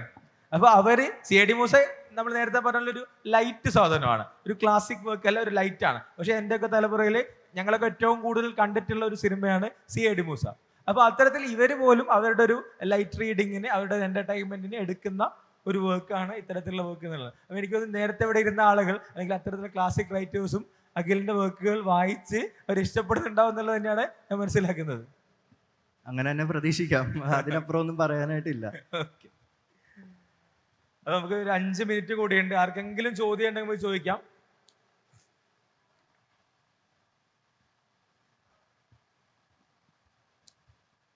ആർക്കെങ്കിലും ചോദ്യങ്ങൾ ചോദിക്കുകയാണെങ്കിൽ തീർച്ചയായിട്ടും ചോദിക്കാം. ചിലർ ഈ പ്രോഗ്രാമിന് ചോദ്യം ചോദിക്കില്ല, എന്നിട്ട് വൈകുന്നേരം ആകുമ്പോൾ ഇൻസ്റ്റാഗ്രാമിൽ മെസ്സേജ് അയക്കും, അവിടെ ചോദിക്കാൻ പേടിയായിരുന്നു, ഇവിടെ ചോദിക്കുന്നു എന്ന് പറഞ്ഞു. ഓക്കെ, എത്ര പേര് മെർക്കുറി ഐലൻഡ് വായിച്ചിട്ടുണ്ട്? ഒന്ന് കൈവക്കോ. മെർക്കുറി ഐലൻഡ് വായിക്കാതെ തന്നെ ആൾക്കാർ ഇവിടെ വന്നത് കണ്ടത് എനിക്ക് ഭയങ്കര സന്തോഷം. വായിക്കാത്ത ആളുകൾ വന്നോന്നുള്ളത് വലിയ കാര്യമാണ് അല്ലേ? ഹലോ അഖിൽ, ഹലോ ഹലോ, ഞാനൊരു ആലപ്പുഴക്കാരിയാണ്. എൻ്റെ നാട്ടുകാരനായിട്ടുള്ള ഒരു എഴുത്തുകാരനെ കാണാൻ വേണ്ടിയിട്ട് കൂടിയാണ് ഞാനിവിടെ കയറിയത്. Thank you. ഞാൻ അഖിലിൻ്റെ റാം കെയർ ഓഫ് ആനന്ദിയാണ് വായിച്ചിട്ടുള്ളത്. അത് എൻ്റെ മകൾ പറഞ്ഞിട്ട് അവളുടെ നിരന്തരമായ ഒരു പ്രേരണ മൂലമാണ് ഞാനത് വായിച്ചത്. എനിക്കൊരു ചോദ്യം ചോദിക്കാനുള്ളൂ. അതിൽ മല്ലിയെ ഇത്രയധികം വേദനിപ്പിക്കണമായിരുന്നോ എന്നൊരു ചോദ്യം. ചോദ്യം Thank you. വ്യക്തമായിട്ടുണ്ടോ? എന്തോ താങ്ക് യു ഇരുന്നോ. മല്ലീനെ സത്യത്തിൽ ഞാൻ വേദനിപ്പിച്ചല്ല. ഞാൻ ചെന്നൈയിൽ പോയെന്ന് പറഞ്ഞില്ലേ, ചെന്നൈയിൽ ഞാൻ ആദ്യമായിട്ട് കോളേജിലേക്ക് പോവുക. ഞാൻ ഫിലിം അക്കാഡമിയിലാണ് പഠിച്ചത്. അപ്പം ഫ്രണ്ടിൻ്റെ ചേട്ടൻ്റെ ഫ്ലാറ്റിലാണ് നിൽക്കുന്നത്. അവിടെ നിന്ന് ഗിണ്ടി റെയിൽവേ സ്റ്റേഷനിൽ ചെന്നിട്ട് നുങ്കമ്പാക്കത്തേക്ക് ട്രെയിന് പോകണം. അപ്പം ഞാൻ ഗിണ്ടി റെയിൽവേ സ്റ്റേഷനിൽ ചെന്നിട്ട് ട്രെയിനിൽ ഇങ്ങനെ നിൽക്കുക, നിറയെ ആളാണ്, രാവിലത്തെ ടൈമാണ്. അപ്പം ആ സമയത്ത് നല്ല സുന്ദരിയായ ഒരു പെൺകുട്ടി എൻ്റെ മുന്നിൽ വന്നിട്ട് കൈ തട്ടിയിട്ട് അർവാണി എന്ന് പറഞ്ഞു. അപ്പോൾ ഞങ്ങളുടെ നാട്ടിലൊക്കെ അയൽക്കൂട്ടത്തിലൊക്കെ ഇടി നടക്കുന്ന സമയത്ത് അങ്ങോട്ടും ഇങ്ങോട്ടും ചേച്ചിമാരെ വിളിച്ച് കേട്ടിട്ടുള്ള പേരാണ്. അപ്പം ഞാൻ വിചാരിക്കുന്നത് എന്നെ എന്തോ തെറി വിളിച്ചതാണ്. അപ്പം ഞാൻ ഇച്ചിരി ഇങ്ങോട്ട് മാറി നിന്നു. അപ്പോൾ വീണ്ടും വന്നിട്ട് അവരെന്നെ അങ്ങനെ തന്നെ വിളിക്കുകയാണ്. അപ്പം ഞാനിങ്ങനെ തന്നെ നിൽക്കുക. അപ്പോൾ അവർ പറഞ്ഞ്, കണ്ണാ അർവാണി ഞാൻ കാസർഗോഡെന്ന് പറഞ്ഞ്. അപ്പം എൻ്റെ കൂടെ നിന്ന ഒരു മലയാളി ചേട്ടൻ പറഞ്ഞ്, പൈസ ഒന്നും കൊടുക്കരുത്, അവരെ അങ്ങ് തട്ടി അങ്ങ് വിട്ടേക്കാൻ പറഞ്ഞ്. അപ്പം എനിക്കാണെങ്കിൽ പേടി വരുന്നു, ഇവർ അടുത്തടുത്ത് വരികയാണ്. അപ്പം ഞാനിങ്ങനെ പിടിച്ച് തള്ളി. പക്ഷേ അത് ഇച്ചിരി, ഞാൻ ഇത്ര ശരീരമുള്ള ആളല്ല, ഇച്ചിരി തള്ളിയപ്പോൾ ഇച്ചിരി ഫോഴ്സായിപ്പോയി. പക്ഷെ അവർക്കത് ശരിക്കും ഹേർട്ട് ചെയ്തു. ഞങ്ങൾ അങ്ങോട്ടും ഇങ്ങോട്ടും പിടിവലിയായി. എൻ്റെ പോക്കറ്റിൽ ഒരു 100 രൂപയുണ്ട്. അപ്പോൾ ആ സമയത്ത് ഞാൻ പാർട്ട് ടൈമായിട്ട് ജോലി ചെയ്തിട്ടുണ്ട് അവിടെ പഠിക്കാനായിട്ട് പോകുന്നത്. ആ 100 രൂപ വലിയൊരു പൈസയാണ്. അപ്പോൾ അവരെൻ്റെ പോക്കറ്റിൽ പിടിച്ച് അങ്ങോട്ടും ഇങ്ങോട്ടും പിടിവലിയായ പോക്കറ്റ് അടക്കം കീറി. എന്നിട്ട് ആ സമയത്ത് മാമ്പളം എന്ന് പറഞ്ഞൊരു സ്റ്റേഷനിൽ വെച്ചിട്ടാണ് ഈ സംഭവം. അപ്പോൾ ഒരു പോലീസുകാരൻ വന്നിട്ട് അവർക്കിട്ട് അടി കൊടുക്കുന്നു, അവരിറങ്ങി ഓടുന്നു. അങ്ങനെയൊക്കെ ഈ സംഭവമായപ്പോഴേക്കും ഞാൻ നോക്കി ഇവർ എന്താണ്, എനിക്ക് പിന്നെ പേടിയായി ഇവരോട്. ഇത് കഴിഞ്ഞിട്ട് ഞാൻ കോളേജിൽ പോയി. കോളേജിൽ ചെന്നിട്ട് ഞാനിത് കൂട്ടുകാരോട് പറഞ്ഞപ്പോൾ കൂട്ടുകാർ പറഞ്ഞ്, നീ പാവമായതുകൊണ്ടാണ് നിൻ്റെക്കലൊക്കെ വന്നത്, ഞങ്ങളാരെ അടി കൊടുത്തേനെന്ന് പറഞ്ഞ്. പിന്നീട് ഞാൻ വൈകുന്നേരം വരുമ്പോഴും ഞാൻ ഓരോ സ്റ്റേഷനിൽ നോക്കുമ്പോൾ ഒരുപാട് പേര് അവിടെ ഇങ്ങനെ ബെഞ്ചിലൊക്കെ ഇരിപ്പുണ്ട്. ഇത് കഴിഞ്ഞിട്ട് പിറ്റേ ദിവസം ഞാൻ കോളേജിലേക്ക് വരുമ്പോൾ ഇതേ ട്രാൻസ്ജെൻഡർ എൻ്റെ കയ്യിലോട്ട് വന്നു. അപ്പോൾ ഞാൻ പേടിച്ച് നിൽക്കുക. അപ്പോൾ ഇവർ ആ കീറിപ്പോയ ഷർട്ടിൻ്റെ പൈസയായിട്ടാണ് എനിക്ക് തന്നു, കയ്യിൽ കൊണ്ടുവന്നിട്ട് ചുരുട്ടി പിടിച്ചിട്ട്. പിന്നീട് വൈകുന്നേരം വന്നപ്പോൾ ഞാൻ അവരോട് സംസാരിച്ചു. പിന്നെ ഡെയിലി കണ്ട് ഞങ്ങൾ തമ്മിൽ കൂട്ടായി. അപ്പം ഞാൻ ചോദിച്ചു, എന്താണ് നിങ്ങളുടെ കഥ എന്ന് ചോദിച്ചു. അങ്ങനെ ആ ചോദ്യത്തിൽ നിന്ന് തുടങ്ങിയതാണ് ഞാൻ അവരുമായിട്ടുള്ളൊരു ബന്ധം. പിന്നീട് അവരുടെ കൂട്ടുകാരൊരു 13 പേരുണ്ടായിരുന്നു, ഗിണ്ടി റെയിൽവേ സ്റ്റേഷൻ്റെ പരിസരത്തുള്ളവർ. അങ്ങനെ അവരൊക്കെ ആയിട്ട് കൂട്ടായി. ചില ദിവസങ്ങളിൽ ഇവരെ കാണുമ്പോൾ ഇവരുടെ കയ്യിലും കഴുത്തിലൊക്കെ നിറയെ പാടായിരിക്കും, സിഗരറ്റിന് കുത്തിയത്, ബെൽറ്റിനടിച്ച പാട്. അപ്പം അന്നത്തെ ദിവസം മിണ്ടത്തില്ല നമ്മളോട്, ദേഷ്യമായിരിക്കും എല്ലാത്തിനോടും. അപ്പം ഞാൻ ചോദിച്ചപ്പോഴാണ് പറഞ്ഞത്, രാത്രിയാകുമ്പോൾ നല്ല സ്ത്രീകളെ കണക്ക് കാണാനായിട്ടുള്ളവരെ ഇവർ പിടിച്ചുകൊണ്ട് പോകും. ചിലപ്പോൾ പോലീസുകാർ പിടിച്ചുകൊണ്ട് പോകും, ചിലപ്പോൾ അല്ലാതുള്ള ആൾക്കാർ പിടിച്ചുകൊണ്ട് പോകും. കൊണ്ട് ബ്രൂട്ടലി എന്തെങ്കിലുമൊക്കെ ചെയ്തിട്ടായിരിക്കും തിരിച്ചു കൊണ്ടുവന്നിട്ടാകുന്നത്. അപ്പം അങ്ങനെ ഒരുപാട് വേദനിച്ച് കഴിയുന്ന ഒരു വിഭാഗം ആൾക്കാരെ ഞാൻ അവിടെ കണ്ടു. അങ്ങനെയാണ് മല്ലിയിലേക്ക് എത്തിയത്. ഞാനൊരിക്കലും മനഃപൂർവ്വം അവരെ വേദനിപ്പിച്ചതല്ല. ഇപ്പോഴും ചെന്നൈയിൽ നടന്നുകൊണ്ടിരിക്കുന്ന കാര്യങ്ങളാണ്. എനിക്കൊന്ന് കേരളത്തിൽ അത്രയും പ്രശ്നങ്ങളില്ല, പക്ഷേ ചെന്നൈ, ബാംഗ്ലൂർ എന്നൊക്കെ പറയുന്നത് ഇത്തിരി പ്രശ്നമുള്ളൊരു സ്ഥലമാണ്. ഒരിക്കലും അവർക്ക് താമസിക്കാൻ ഒരു സ്ഥലം കിട്ടത്തില്ല, അല്ലെങ്കിൽ അവർക്കൊരു ജോലി കിട്ടത്തില്ല. അങ്ങനെയുള്ള പല പ്രശ്നങ്ങളുണ്ട്. അത് മാത്രമാണ് അടയാളപ്പെടുത്തിയത്, അല്ലാതെ മനഃപൂർവ്വം വേദനിപ്പിച്ചതല്ല. പിന്നെ വേറൊരു കാര്യം, ഈ ചില കള്ളന്മാർ ചുരിദാറൊക്കെ ഇട്ടിട്ട് ട്രെയിനിൽ വന്നിട്ട് അടിക്കുകയൊക്കെ ചെയ്യും ആൾക്കാരെ പൈസക്ക് വേണ്ടിയിട്ട്. അപ്പോൾ ഈ കുറ്റങ്ങളെല്ലാം വന്ന് പെടുന്നതും ഈ പറയുന്ന പാവപ്പെട്ട ട്രാൻസ്ജെൻഡേഴ്സിൻ്റെ തലയിലാണ്. അപ്പോൾ അതും ഒരു പ്രശ്നം തന്നെയാണ്. അപ്പോൾ അതുമൊക്കെ ഒന്ന് അടയാളപ്പെടുത്തിയത് മാത്രമാണ്. അത്രേ ഉള്ളൂ. പിന്നെ ആ ഒരു എൻഡിങ് ഞാൻ പറയുന്നില്ല, ഇതിൽ ആരെങ്കിലുമൊക്കെ വായിക്കാത്തവരുണ്ടെങ്കിൽ ആ ഒരു ട്വിസ്റ്റ് വെളിപ്പെടുത്തുന്നില്ല. എന്തായാലും ബുക്ക് വായിച്ചതിന് നന്ദി. മകളോട് എൻ്റെ അന്വേഷണം പറയണം. Thank you. നമുക്ക് കൺക്ലൂഡ് ചെയ്യാൻ തോന്നുന്നു. ആർക്കെങ്കിലും ചോദ്യം ഉണ്ടോ? ഒറ്റ ചോദ്യത്തിന് സമയമുണ്ട്. നമ്മൾ തുടങ്ങിയത് നമ്മൾ ആദ്യം തുടങ്ങിയത് പുതിയ നമ്മൾ സോഷ്യൽ മീഡിയ എന്നാണ് ക്വസ്റ്റ്യൻ തുടങ്ങിയത്. ഇൻസ്റ്റാഗ്രാമിൽ നിന്ന് തുടങ്ങി. അതിൻ്റെ പോപ്പുലാരിറ്റി എങ്ങനെയാണ് ഇൻസ്റ്റാഗ്രാം പോലുള്ള മാധ്യമങ്ങൾ പുതിയ കാലത്തെ പുസ്തകങ്ങളെ ഹിറ്റാക്കുന്നത് ചോദിച്ചു. അതിൻ്റെ ആളുകൾക്കുള്ള ആളുകളുടെ ആദികൾ ചൊറുക്കുകളെ കുറിച്ച് നമ്മൾ സംസാരിച്ചു. പിന്നെ നമ്മൾ മെർക്കുറി ഐലൻഡിലേക്ക് എത്തി. മെർക്കുറി ഐലൻഡ് ഒരു സീരീസ് ആവുന്ന സ്വപ്നത്തിനെ കുറിച്ച് അഖിൽ സംസാരിച്ചു. ഒറ്റ ചോദ്യം, ലാസ്റ്റ് ചോദ്യം. സിനിമ അഖിൽ എന്നുള്ള സിനിമാക്കാരൻ, അഖിൽ എന്നുള്ള സിനിമ റൈറ്റർ, അങ്ങനെയാണ് അഖിൽ കാണുന്നത്. അതിൽ കൂടുതൽ ശ്രദ്ധ കേന്ദ്രീകരിക്കാൻ അഖിലിനെ എങ്ങനെയാണ് അവിടെ അഖിലിൻ്റെ ഒരു പ്ലേസ്? സിനിമ എനിക്ക് കൊച്ചിലോട്ട് തന്നെ എനിക്ക് ഇഷ്ടമുള്ള ഒരു മേഖലയാണ്. പണ്ടൊക്കെ ആലപ്പുഴയിൽ നിന്ന് എറണാകുളത്തേക്ക് പോകും, ഡയറക്ടേഴ്സിൻ്റെ അഡ്രസ്സൊക്കെ തപ്പിയിട്ട് അവിടെ പോയി നിന്നിട്ട് ചോദിക്കും. ഇപ്പം എൻ്റെ ഫസ്റ്റ് മൂവി 2018 ഡയറക്റ്റ് ചെയ്തിട്ടുള്ള ജൂഡ് ആൻ്റണി ജോസഫ്, പുള്ളിയുടെ മെസ്സഞ്ചർ, ഇപ്പം ഞങ്ങൾ ഫ്രണ്ട്സാണ് ഫേസ്ബുക്കിൽ. മെസ്സഞ്ചർ നോക്കിക്കഴിഞ്ഞാൽ ഒരു 100 മെസ്സേജെങ്കിലും ഞാൻ അയച്ചിട്ടുണ്ട്. ചേട്ടാ എനിക്കൊരു ചാൻസ് തരുമോ, ചേട്ടാ ഞാൻ ഒന്ന് കഥ പറയാൻ വന്നോട്ടെ എന്നും പറഞ്ഞിട്ട്. പിന്നീട് അതിനുശേഷം ഞാൻ ആ മെസ്സേജ് അയപ്പ് നിർത്തി, കാരണം മൈൻഡ് ചെയ്യുന്നില്ല. പിന്നീട് കുറേ നാളുകൾക്ക് ശേഷം വനിതയിൽ എൻ്റെ ഒരു ആർട്ടിക്കിൾ വന്നു, ഫേസ്ബുക്കിൽ അഖിൽ കഥ എഴുതുകയാണ് അങ്ങനെ എന്തോ പറഞ്ഞിട്ട്. അപ്പോൾ ആ സമയത്ത് അദ്ദേഹം ഇങ്ങോട്ട് മെസ്സേജ് അയച്ചു, അഖിലെ നമ്പരൊന്ന് തരുമോ എന്നും പറഞ്ഞിട്ട്. അപ്പം ഞാൻ ആലോചിച്ചത്, സിനിമയാണെങ്കിൽ ഞാൻ എൻ്റെ റൈറ്റിങ്ങിൽ കോൺസെൻട്രേറ്റ് ചെയ്ത് ബുക്കുകളിലൂടെ പോയപ്പോൾ സിനിമക്കാർ ഇങ്ങോട്ട് വന്നു. അപ്പം നമ്മുടെ വഴി നമ്മൾ ചൂസ് ചെയ്യുന്നതാണ് അതിൻ്റെ ഒരു ഇമ്പോർട്ടൻസ്. പുതിയ തലമുറയോട് അഖിൽ അത് തന്നെയാണ് പറയാനുള്ളത്. ശ്രമിച്ചുകൊണ്ടേയിരിക്കുക, ഒരു ദിവസം നിങ്ങളെ തേടി ആ വിജയം എത്തും എന്ന് തീർച്ചയാണ്. അപ്പോൾ താങ്ക് യു അഖിൽ. അഖിലിൻ്റെ മറ്റ് സെഷനുകൾ ഇന്ന് തന്നെ ഒരു സെഷൻ വൈകുന്നേരം ഉണ്ട്. ഞാൻ നിങ്ങളോട് നന്ദി അറിയിക്കട്ടെ. ഇതിൻ്റെ അകത്ത് മെർക്കുറി ഐലൻഡ് വായിച്ചവരൊന്ന് കൈവക്കിക്കേ. ഉണ്ടോ? ഇത്രയും പേരെ വായിച്ചിട്ടുള്ളൂ. ബാക്കിയുള്ളവർ എന്തായാലും ഈ സെഷന് വന്നിരിക്കുന്നതിന് ഒരുപാട് നന്ദി. Thank you. നിങ്ങളുടെ വിലപ്പെട്ട 1 മണിക്കൂർ എനിക്ക് വേണ്ടി മാറ്റി വെച്ചതിന് ഒരുപാട് നന്ദി അറിയിക്കുന്നു. Thank you so much.